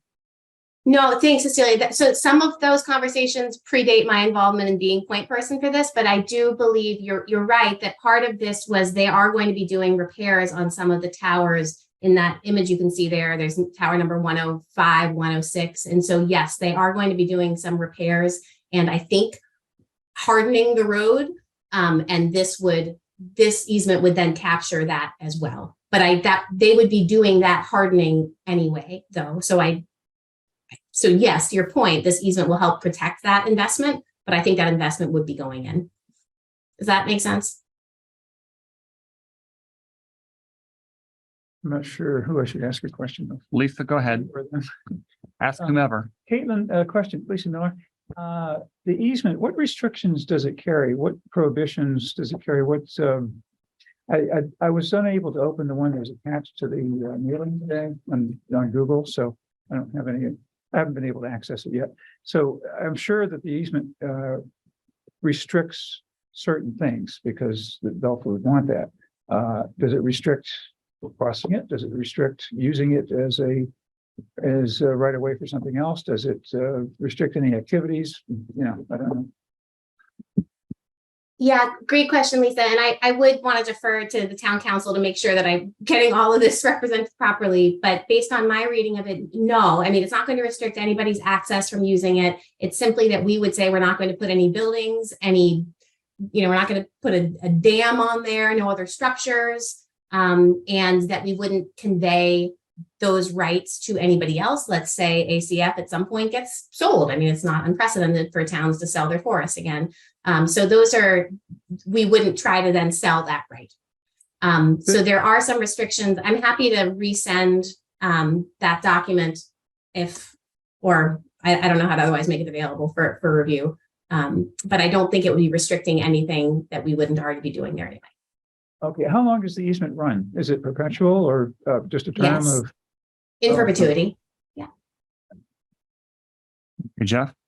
So, I had Lisa's same question, and so that's good, because I would hope that, people would be able to use it as a trail, if nothing else. I'm very surprised that this wasn't already in place. So they didn't have access to their power lines prior to this? No, they've always had access to it, and in fact have been maintaining that road. And again, Cecilia's time with ACF predates mine, so she might have even more information than I do about that relationship. But no, they've always had access. It's just that this would formalize it and will prevent future inhibition of access. And that's not already in our deed. I'm really kind of surprised that we were even able to buy this property without that in place. The power line way precedes the town forest. So I'm surprised that that we didn't buy an easement.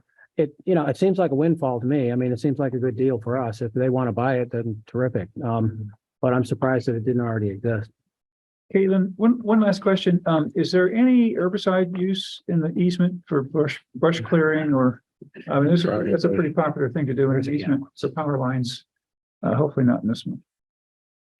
Yes, this particular easement doesn't specify herbicide use or doesn't stipulate that at all, but they do use select herbicide applications in clearing the power lines. They also are cognizant and respect the fact that, say, for example, Maple Wind Farm, which does graze on some of ACF's land, is an organic farm. And so they are cognizant of that, and they are very directed, my understanding is, in their herbicide application, not aerial spraying, for example, but more targeted on foot with pesticide packs, basically. But that's the conversation that happened, I don't know, 4 or 5 months ago. So anybody else in the committee want to chime in on that? I take it. Any last minute questions? So my understanding is we're not approving the easement. We're approving them moving forward with drafting the easement. Is that correct? Correct. Okay, so those issues should be. Right. Yeah. So there's a motion if you'd like to make the motion in the memo. I move to allow VELCO to proceed with drafting an easement located in the Andrews Community Forest to be presented to the select board for consideration of approval at a future meeting. This is David. I'll second. We have a motion from Jeff Forward, seconded by David Sander, to move to allow VELCO to proceed with drafting their ACF easement and for this to be presented to the select board for consideration of approval at a future meeting. Please state your name and your vote. Lisa, aye. David, I. Jeff, I. Bart, aye. And Jay, aye. Thank you so much, Caitlin. Jay, could I add an amendment to mine? I'd like to see how that final easement agreement looks. All right, that would be when it's presented at the meeting. Okay. Right. Sooner than better. Okay, our next agenda item is kind of an interesting one. Those of you who are here physically in the room are used to seeing 3 doors against the wall over there. Our community cares camp had been sharing space with Radiate Art Space, but Radiate Art Space has taken on has changed their staffing arrangements and needed all the space that they've currently got downstairs. So OCCC asked if we might have some space. Those 3 rooms are former, I believe, classrooms. One is full of a bunch of voting stuff. One's kind of half full of, I don't know, July 4th stuff. And one was completely empty. The one that was completely empty is that one, directly behind the screen. And OCC said that would be wonderful. We'll take it. But we have to actually approve a lease. But they have asked for, their new office would be directly behind the screen. And they don't see this as a problem. Oh. So there is a lease in the packet, which would be similar to what we're using for the senior center and for the historical society, who also have space here in the town center, for $1 a year. And so essentially OCCC is asking for the same arrangement. Suzanne Pointer, parent is here on the call. Suzanne, want to say anything about this? No, that space would be most lovely. That's all I'd have to say. I like things that are most lovely. Any questions? Jay, this is David. I moved to enter into a lease with our community cares camp for office space in the town center for a 2-year term with a rental fee of $1 per year. I'll second. We have a motion from David Sander, seconded by Lisa Miller, to approve, to enter into a lease with our Community Cares Camp for office space in the town center for 2-year term with a rental fee of $1 per year. Just a couple of things. It wasn't a classroom. It was actually the superintendent's office. Ooh. It's actually the nicest office in the building. It's much nicer than Josh's. Sorry, Josh. Hopefully within this period of time, we might have some construction in here. So while that is stated in the lease that the town has the ability to ask them to relocate during that. Suzanne, you should know that that's a possibility. That, if we pass a bond, coming up this fall to do construction here, it would likely be not tenable to be in the space during that construction, at least during this part. So if we were to do construction next summer, that'll be a complication, but that's stated in the lease, and you should just be aware of that. Okay. Still a corner office on the top floor. It's pretty nice. Right, yeah. So we have a motion and a second to lease that. Please state your name and your vote. Lisa, I. David, I.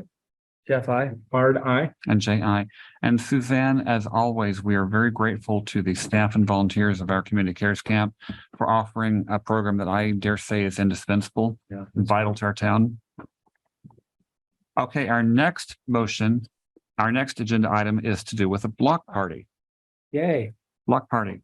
So Borden Street has requested, the residents in Borden Street have requested that the road be closed on August 20th from 4 to 9 p.m. for a block party. It's a private road, and technically speaking, we don't even have the authority to close it. But the residents are checking with the Champlain Housing Trust on the proper procedure to close their road. Josh has instructed that they close the road. They need to make sure that there's still access for emergency vehicles. This item is an update to the select board and the public that Borden Street will likely be closed on August 20th for a block party, and no actual action is taken. Now, is everybody familiar with Borden Street? It's over here as you're going down the far end of Church Street, all the way. It's that, I don't know, low income housing, so to speak. It is the affordable housing. Right. And so it's a dead end road. And it doesn't really harm anybody to have a party there, but we've asked them to make sure emergency vehicles can get through. And I hope it's a great party. Walk over from the airport station. Okay, now the other party, because the people on Baker Street don't want to be outdone. Of course not. The people in Baker Street have an annual request to have a block party. They are requesting a block party on September 9th, 2023, from 3:30 to 8 p.m. with a rain date of September 16th. Rain date. Yeah. It rains in Richmond. Never rains in Richmond. Okay, any discussion about that? Just one. I know Pleasant Street started a procedure where they would bring donuts to the select board. Yeah. We ask. I'm just wondering what the culinary experts on Baker Street are presenting to us tonight. And I have a question. Do the people in Baker Street have somebody up to guard to keep the people from Tilden Street sneaking in? Yeah, right. They actually invite them. Well, there you go. Well, you should recuse yourself. Donuts, coffee. Okay.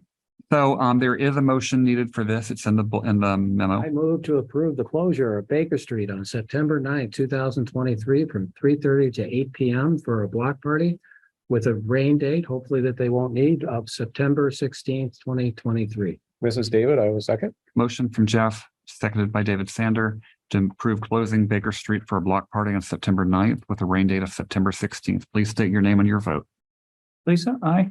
David, I. Jeff, I. Bard, aye. And J.I. Our next item is probably another quick one. Every year, the state of Vermont has grant and aid funding designed to go toward improving stormwater quality on municipal roads. This is work that we're required to perform anyway, and the money helps pay for the cost. Does anybody have any questions about the agreement? I move to accept the fiscal year 24 grant and aid funding of $24,000. I'll second that. Okay, I have a motion for David Sanders, seconded by Jeff Ford, to move to accept the grant FY24 grant and aid funding of $24,000. Please state your name and your vote. Lisa, I. David, I. Jeff, I. Bard, aye. And J.I. Thank you. Okay, we have an informational item. I'm going to ask Josh to give. It has to do with our flooding response. So no motion here, just bring us up to speed. So since we last spoke, we've had a lot of repairs on the roads. Road foreman Pete Goslin hired Dirt Tech and John Scott Excavating. They each came in for about 2 weeks, give or take, to help the highway crew put the roads back together. So it was those two contractors plus our 6-person highway crew out there working for a few weeks. Right now, as of July 29th, all roads were restored to two-way traffic. And there's still some ongoing work. I think both contractors are finished up at this point. There's still some ongoing work by the highway staff, likely to last a few more weeks. They continue to find other areas as they work that they need to address. Next on the list for the highway department is the play structure at Volunteers Green. It got pretty severely undermined. They're working on putting some larger rocks to really secure it, so you have a better footing, and then top that off with some smaller rocks and the mulch. They're also looking to clean out a lot of the silt on Volunteers Green, repair the road as well, and really clean it up. I think the goal right now is to have that back open for public access by the end of this week, assuming the week goes as planned. We're also looking into contractors to clean up the concession stand and the restrooms. They got pretty much water up to the ceiling. So we're looking at replacing some drywall. There's not a lot of drywall in there, which is good, but also the electronic sensors for all the toilets and the sinks probably need to be replaced, and maybe even the toilets and sinks. There's a good amount of silt that got in there. So we're kind of looking for a few different experts to come in, give some advice, and then hire a contractor to do the demolition and then the repair. We're also pursuing bids for cleaning out the town center basement in that chaseway underneath the post office. It really got flooded. That was the only spot that really got significant flooding, but there's still some silt and debris in there. We need to get that cleaned out. So we're working on getting that done as well. We went to the FEMA applicant briefing last Monday, July 31st. All applicants are required to go to at least one of those briefings. Took about an hour and a half, give or take, I think. A lot of information from that meeting. And now we also put in the official start to the process. You have to go to their portal and sign up with FEMA. So we did that last week. So we're getting that moving. And then zoning administrative officer Tyler Mesha has really been great in collecting resources for private homeowners. He actually just had a post on Front Porch Forum today to help outline that process. There's a lot there, a lot to learn, a lot of steps, as we talked about at the Water and Sewer Commission meeting, I think earlier today. You really have to go through a checklist. So we're trying to help provide that information as best we can to private homeowners as well. Any questions? Jeff? One, I would like to thank Pete Goslin and the road crew for doing incredible work to get us back on our feet in very short order. They did a fantastic job and are continuing to do so. It's my understanding that all of this work would be eligible for FEMA reimbursement, including overtime work, which clearly our road crew did a lot of overtime to get us where we're up to speed. And Jay and I have been going back and forth, and Josh today, about the potential for buyouts for property owners that are tired of going through this process over and over again. My understanding is that this is not the buyout is not something that we initiate. It has to be something that the property owner initiates, and then there's a whole process. But different from previous years, there is money at the state level to do higher reimbursement than previously. So for those properties that were significantly damaged, I would really encourage them to consider it and look at what that process is. And the town does have some decisions to make in the future. If we go down that road, we have to own those properties permanently if it goes all the way through, just like we did with the property on Cochran Road after Irene. I've been cleaning out the same basements myself, and I would think that some people might be tired of doing that. Yeah. One thing, well, actually two things to add to that. On the buyout option, anybody who's interested, please contact me. I don't know the process, but we can certainly figure it out. Also, I know that there's a program for home elevation that we've worked through the town a few times, and essentially the town serves as the fiscal sponsor and the money passes through from fire emergency management to the homeowner to elevate their home above the base flood elevation. So that might be an option for some homeowners. And again, I don't know exactly how to start that, but I got enough contacts in emergency management and FEMA that we can make that happen if anybody's interested. And to go back to your earlier point about the road crew, I do want to also thank Pete for being extremely organized. He keeps an incredibly detailed log of his staff time and equipment time and materials used on all of these types of emergencies. It also keeps a very good detail of all the work that the contractors do. And when it comes time to settling up all that paperwork with FEMA, his logs they're like basically a model for other road foremen. He does a really great job. That's real money for the town. Oh, To huge. be able to, to have the confidence in that, and really kudos to Pete doing that. I'd like to remind people that a couple, 2-3 meetings back, maybe 2, we talked about having an employee appreciation event of some kind. And we said, let's put it off till, there's a little less work to be doing. But that would be something we might want to discuss at the next meeting. Okay, next is an update from the Town Center and Library Building Committee, Jeff. Oh, yes. What am I updating them on? You were talking about how we're going to come back shortly for a bond vote, information about that. You just wanted to give them a preview, I believe. So where we are in the process, we have an architect involved who's been going through the details of conceptual design. Conceptual design is enough of a design so that we can have a construction estimator give us a number. The committee has been working really hard. This committee, I have to say, this committee is a joy to serve on. We meet every 2 weeks and we have made substantial progress on this project every 2 weeks. What we hope to do is come back to you in September, early September, with both designs and a number for you to consider. We anticipate that it's probably 2 meetings, one to present it to you and another to actually vote on bond language. We hope to do a bond vote in November. And in order to do that, you have to back it up. I think it's I don't know if it's 60 days, but it's close to it. So we need to do that in September and we're on track to do that. So we just kind of wanted to give you a heads up that that's coming. I think this would be a real legacy project, to be something that will, in many ways, keep the town as it is with the town center here, but change the face of it for future generations. And you've definitely abandoned the Astrodome replica model, correct? Yes. I'm so disappointed, but yeah. I think that's the Winooski Dome. Yeah. We could hire Peter Covell to come up with that. Okay, so thank you very much, Jeff. I want to thank also the members of the Town Center Committee.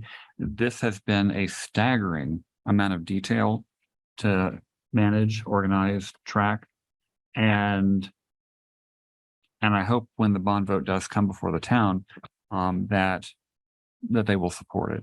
And I think you've done a great job organizing it. Okay, our next item is a brief one. The American Rescue Plan Committee, ARPA committee, has been meeting for about 1.5 years now. Its mandate is to coordinate, collate, and suggest ideas for how to spend the $1.2 million of ARPA money that the federal government gave us. We had extensive surveys, met with people. They have been collated into a big database that's up on the ARPA page on the town website. And we have allocated some of the money. We have about 45%, I think, left to allocate. The suggestions that are remaining focused heavily on recreation uses. There are a lot of requests for pickleball, basketball, gaga pits, hockey rinks, stuff. And so we need to have public engagement to see where people want those, if they really want them, what they would be like. That's gonna be a lot of work. And as part of my big scaling back, I would like to resign from that committee. We do need a select board member to chair it. Jeff Ford is already on it and is apparently trying to I'm just following your lead. There we Just go. saying yes to everything. So Jeff has agreed to do this. I don't believe there's any need for a vote, just FYI, it's Jeff's baby from here on out. If anybody would like to be a second member of the committee, if we could get another member of the committee, it would be easier to make quorum. Because right now, the way the quorum works is it's not a majority of the people who are actually on the committee. It's the majority of the delegated seats, and there are 9 seats. So Lisa, I'm looking kind of at you, but also at Borden, David, if you're crazy. I'm crazy. But it would be helpful to have a second member. And if you're interested in that, please, reach out to Jeff and Josh. Okay. Okay. Reaching out. The next item has to do with Labor Day. By the normal schedule, our meeting in September, first meeting would be on Labor Day.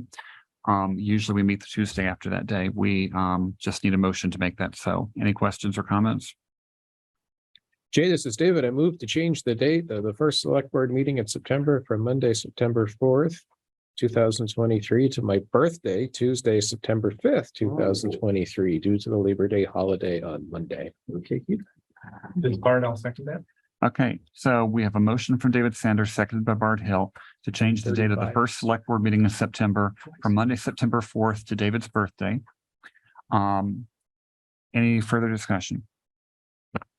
Okay, please state your name and your vote. Lisa, aye. David, I. Jeff, I. Bart, aye. And Jay, aye. I may be somewhere in Idaho that day, but I will be dialing in. I'm sorry, you have to go to Idaho. No, I'm looking forward to it. I'm planning on spending a big chunk of my vacation in the middle of Nevada in the most obscure, desolate, remote place I can possibly find. You walking? Hope it has air I actually do want that. Yeah, it's great. Healing. I was driving through Idaho in 1993 and there was a sign, next exit 15 miles, next exit 7 miles, next exit 3 miles. And it's about time to get out and stretch and maybe buy a soft drink and whatever. So we get off the interstate and the bottom of the interstate ramp just stopped. There was dirt, nothing. Yeah. Those are called ranch exits. Welcome to the West. Yeah. I looked and about 50 feet ahead was the on-ramp. So, okay, got back on. There's something else while you're driving there. The little objects in the road that you'll see, don't worry about it. They're potatoes. They're everywhere. They fall off the trucks. I believe it. They grow like Okay. potatoes there. Our final item before we do minutes, warrants, and purchase orders, and then move into our executive session is an update from Richmond Rescue. The information is in your packet.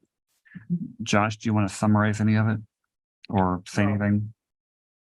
No, I don't really have a summary. Okay, so did people have a chance to look at the Richmond Rescue information? It's item 3.0 in your packet. Okay, I will summarize then. They've hired our fourth. Oh, Lisa, by all means. Just gonna make the thing. They are talking in here about using a car number 1 was put into service in June. It is a 2023 Ford Police Interceptor set up for medical response. Do they have any interest in another car? I mean, it's a rhetorical question. I don't know, but We can let them know when the We bid can process deliver. starts. Yeah. Yeah. I can I reach mean, out if- to them. it'd be awful easy to get it down to the other end of the street. Yeah. 2 cars. Yeah. Do they They give them a good have a deal. brand preference? Dodge, maybe? Okay. Well, other than that, they've hired their 4th full-time employee, Sarah Cooper. She is formerly president of Richmond Rescue. She's finishing paramedic school and should be licensed to practice within a month. It's going to make scheduling a lot easier. Emmett Hoskin was elected as the new president. He's been a volunteer with Richmond Rescue for almost 10 years. He's worked as a ski patroller and part-time AEMT. He currently works for UVM HealthNet and lives in Bolton. Car number 1 was put in service, 2023 Ford Police Interceptor set up for medical response. At the end of June, we put a 23.7 kilowatt solar array on the roof. The system went live on July 20th and produced all of their power. They expect to break even after about 10, 12 years, which is fairly typical. Vehicle A1 is leaving on August 1st to be remounted at the shop in Ohio. They'll have a loaner ambulance. The ambulance will be unmarked with orange striping and will only be used for second calls. A1 will be put onto a new Ford F550 chassis. So basically they're taking the ambulance off the truck, putting another truck under it, putting the ambulance down. They haven't had to do too many backcountry rescues. They did assist with one elderly gentleman who was found in good condition after a few hours. They also rescued a heat exhausted and fatigued hiker on the Maple Ridge Trail. After being given some water and food, he was able to hike down. and any of their other town documents and so forth are available at the link in the packet. If anybody from the public would like to know where they are, the document is in our packet, or we can point you to it. Any questions regarding Richmond Rescue's progress and activity lately? Seeing none.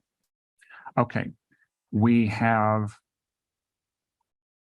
quite a few financial documents tonight to review and approve. I think we have 5 purchase orders. We also have the minutes of the regular meeting on July 17th and the minutes of the special meeting on July 31st. So do I have a motion to approve the minutes of July 17th? This is David, so moved. Ms. Bard, I'll second that. Okay, are there comments, additions, corrections, deletions to the July 17th minutes? Seeing none, please state your name and your vote for approving the July 17th select board minutes. Lisa, aye. David, aye. Jeff, aye. Bard, aye. And Jay, aye. Our second set is the very, very brief minutes of our meeting a week ago, where we went into executive session to prepare the evaluation of an employee. Do I have a motion to approve the minutes of July 31st? Jay, this is David, so moved. Ms. Bard, I will second.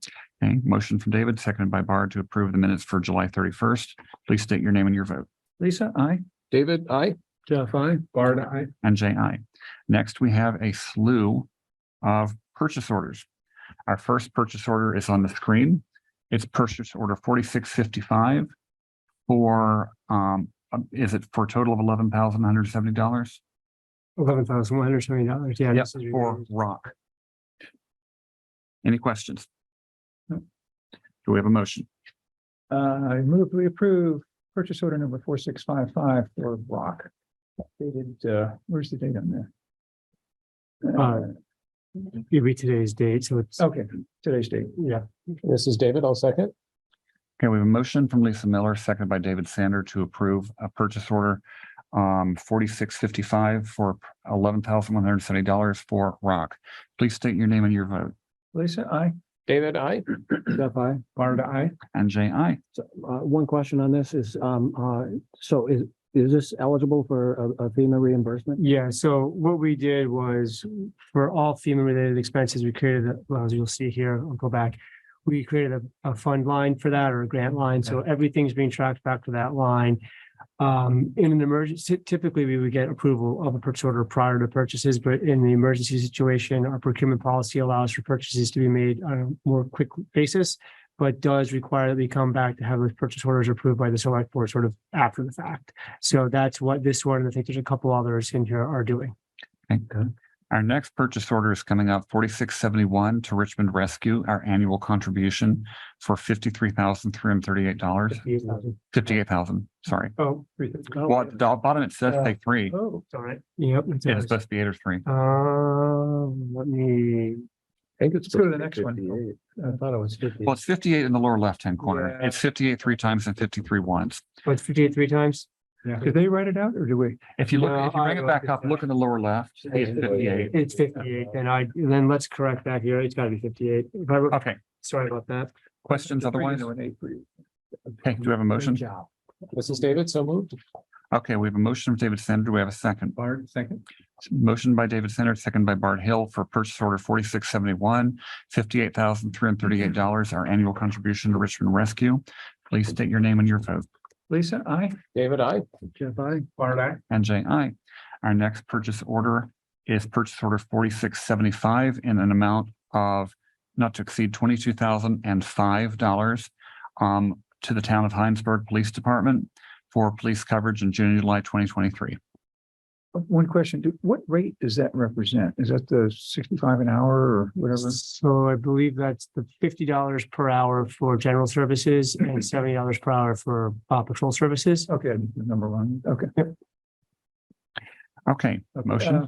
I'll make a motion. Mr. Chairman, in the matter of the police department services purchase order 4675, $22,005. I move we approve it. This is David, I'll second. A motion from Lisa, second by David to approve purchase order 4675. Jeff? A question on that. So this is for June and July. Yeah, so there was like, Assuming that the $3,000, $2,900 is for June. correct. And the other is for July. So we've upped our What did they Well, not cover for the? So it was only part of June. It was for like 5 or 6 days in June. Just the way they did the billing, it wasn't one specific month, and I wanted to make sure that we broke it out so that Okay. we had the correct fiscal year balanced in there and charged. And I got all the logs to sort of back that up with a spreadsheet, and that's how I determined. Okay, so at the moment, we're looking at about $20,000 a month. Correct. Okay. Josh, does any of that cover or is covered by the 4th of July funds for, parade work and whatever? I don't believe that those funds are really earmarked for police coverage. Okay. There is a good amount of time that they spent at the 4th of July, and in their invoice, they actually documented out on the invoice, the 4th Okay, of July if time. we needed to, we've got, Yeah, but I think, unless the board wants to talk about it, I think that's all going to come out of the police budget, because typically the 4th of July wouldn't like reimburse our department for coverage. So, I'm sure the only reason I bring it up, I'm sure there are people who are watching exactly what the Hinesburg contract costs. And it wouldn't, if that were a couple thousand. We would not normally have 5 people on duty on one day. that's true. So this might be a little bit higher than your average 30-day period because of the 4th of July. But again, we could have had more patrol services too. I think that we ate up some of those patrol services with the 4th of July. Because we have a limit on that based on the union agreement. So hopefully at the end of July through August, we'll have a few more patrol services that we're able to utilize. Okay, so I believe we have a motion, a second, but I've totally blanked on who did them. I think I made the motion. Okay. I think I seconded. Okay, that works. Yeah. We have a motion from Lisa Miller, second by David Sander for purchase order 4675 for the Hinesburg Police Department in an amount not to exceed $22,005. Please state your name and your vote. Lisa, aye. David, aye. Jeff, aye. Bart, aye. And Jay, aye. Sorry for not asking before I made the motion. So it's okay. It's all good. Our next one is for Reynolds. It's purchase order 4690 for Reynolds Supplies in Southbury, Vermont, for air packs and face pieces. Turn out here for the fire department. Yep. Total amount not to exceed 13,760.9. Any questions? Yes. MSA made a gift to our fire department. And I'm trying to figure out how this ties in with it. I'm not sure exactly what they got me. Dennis hasn't communicated with me since that came in, so. I just hope we didn't buy something that we got for free also. I mean, twice. I can find out if you want, but. Yeah, that's a good question. I didn't Remember think so. something about that. Yeah, there was I remember protective something about equipment that. is all I know, and some MSA equipment. I don't know if it was air packs or what. So air packs are like gold. Oh, yeah. And we have had it's very important to keep our departmental, what's the term? I think. Yeah. Call out gear. Turnout gear. Turnout Yeah, gear. turn it right. Yeah, it's important that they be Yeah, safe. if you don't have an air pack, it's basically. Yeah, you're honest. Okay, do we have a motion? I guess I'll make it, yeah, matter of the Reynolds supply purchase order number 4690 for fire department safety equipment for $13,760.90. I move we approve that. This is David, I'll second. We have a motion from Lisa Miller, second by David Sander for purchase order 4690 for Reynolds Supplies to purchase faceplates and air packs in an amount not to exceed $13,760.90. Please state your name and your vote. Lisa, aye. David, aye. Jeff, aye. Bart, aye. And Jay, aye. Okay, and our final purchase order of the night, unless you want us to scrounge up some more so we can discuss them, is purchase order 4693 to pay for the cemetery fence. An amount not to exceed $22,353.25. And this will be coming from ARPA funds, right? That's right. Says so. Funding source I'll ARPA. move, purchase order number 4693 to, so we're paying the cemetery commission and they're paying the bill? Well, they'll submit bills and then we'll pay off of this PO. Okay. For a fence in the amount of $22,353.25. This is Bart, I will second that.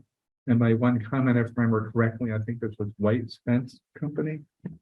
I remember this discussion a while ago. This what? The vendor. Oh, right, yeah, yes, his name Is is that the one to Mike keep the White. lunch eaters? Okay, so who made the motion? Jeff? I did. Seconded by Dave. Okay, motion made by Jeff Ford, seconded by Bart Hill for purchase order 4693 for the Richmond Cemetery Commission in an amount not to exceed $22,353.25 to be paid from ARPA money. Please state your name and your vote. Lisa, I. David, I. Jeff, I. Bart, I. And Jay, aye. And then we have, we need a motion to accept the warrants. Do we just need one? Yep, that should be fine. Okay, This is David, move to accept the warrants as presented. I'll second.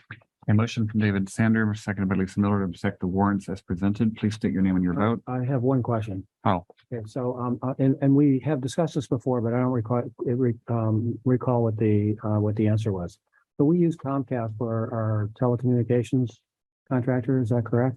Right, Yeah. for phone and for internet. Internet. Is there a reason why we're not using Wastefield and Champlain Valley Telecom? I know we made the switch before I got here. I'd have to ask Linda and Connie I forget the exact details as to why we changed it. I think it had something to do with service and pricing, but Seems like Wakefield went to all fiber optic. At the time, I think Comcast was offering higher speed and we bundled everything for a lower overall cost. yeah, and Like it's all WCVT has been rolling out high speed, but very patchy because you can only do it. Difficult. Yeah. I finally got it. I'm like, holy crap, this is awesome. The one comment I would make is I find Wastefield Valley Telecom, a local provider that's very responsive, and they're very community oriented. Mhm. And I for one wouldn't mind revisiting that. It might be time to bid it out again. Okay. So we had a motion from, I'm getting old and tired, from David and seconded by Jeff to approve the warrants. Please state your name and your vote. Lisa, I. David, I. Jeff, I. Bart, I. And Jay, aye.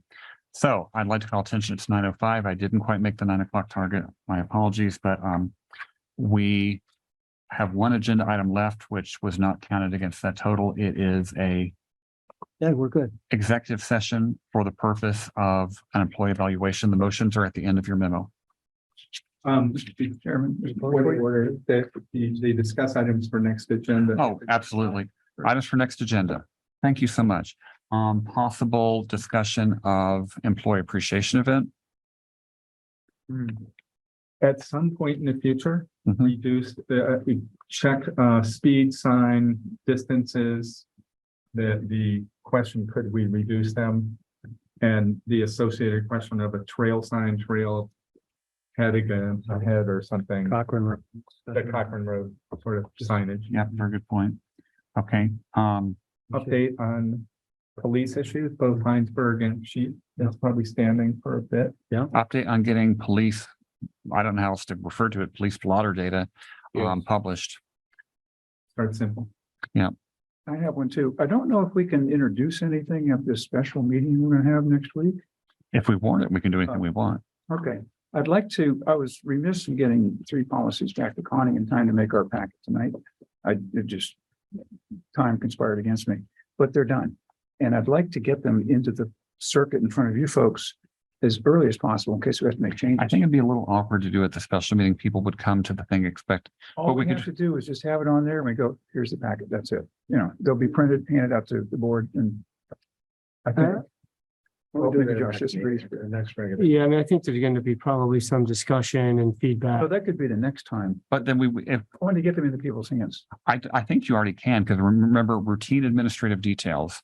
Okay, then Can- when Connie says go. Paper Yeah, trace statement. yeah, and it'll all be They shared. need to be looked at a little bit. They're Right. people with their plate, but. Yeah. Any other items for next agenda? Do we need to address the bond issue? The next agenda item is August, what? 21st.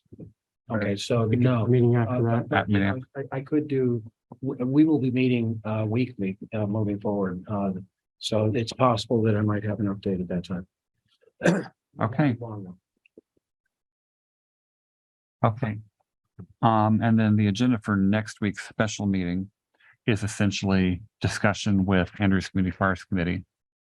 If you have any specifics, I'm gonna put some thought into this because I've thought a little bit about it in the last couple of weeks, and I'll put something together and send it to you as for grist for the mill, as it were. To all of us. It could be agenda setting, yeah, so it could be all of us. Yeah, That'd be great. yeah, but just between me and the public watching this at home on Mount Mansfield Community Television, My goal next week is to listen and not talk, other than to call the meeting to order. So it's going to depend a lot, because I'm at the point where I've dug my own grave. If I ask questions, people want to know what the hidden motive is. But I hope everybody will come with good questions. And if you have a chance to look at the ACF management plan, it is on the town website on the ACF page. The charter is, I couldn't find the charter that Bylaws with. that appendix. I couldn't find it. Oh, for the bylaws? Yeah. Yeah, here I can but we can include that in the packet too, if we want to. I think we should have background materials associated with it. Okay. So anything else, you know how to find Josh. The memo, the motions for executive session are at the very end of the memo. Oh, hell. I move to find the premature public knowledge about the evaluation of an employee which caused the town or person to suffer substantial disagreement. This is David also. We have a motion from Jeff Ford, seconded by David Sander, to move to find a premature public knowledge about the evaluation of an employee would cause the town or person to suffer substantial disadvantage. Please state your name and your vote. Lisa, aye. David, aye. Jeff, aye. Bard, aye. And Jay, aye. Second, I move that we enter into executive session to discuss the evaluation of an employee under the provision of one VSA 313A3 and to invite town manager Josh Arneson into the executive session. This is David, I'll second. a motion from Jeff, seconded by David Sander, to move into executive session to discuss the evaluation of an employee under the provisions of one VSA 313A3 and to invite town manager Josh Arneson into the executive session. Please state your name and your vote. Lisa, aye. David, aye. Jeff, aye. Bard, aye. And Jay, aye. Aaron, we're going into executive session. We'll then be coming out to adjourn unless you're really morbidly curious. I think you're good. Duncan, same for you. We're good. Thank you. No, Duncan, yes. Good night. Good night, Aaron. Good night. So do we have to move to adjourn? Okay. Yeah. I move to adjourn. Well, we don't have everybody back in the room yet. David, Lisa, give us 2 minutes. Well, board members, Okay, do we have a motion to adjourn? Yeah. So moved. Second. Okay, we have a motion from David Sanders, second by Lisa Miller to adjourn. Is there any discussion? Seeing none, please state your name and your vote. David, aye. Jeff, aye. Bard, aye. And Jay, aye. We are adjourned. Thank you, everybody. Enjoy your family.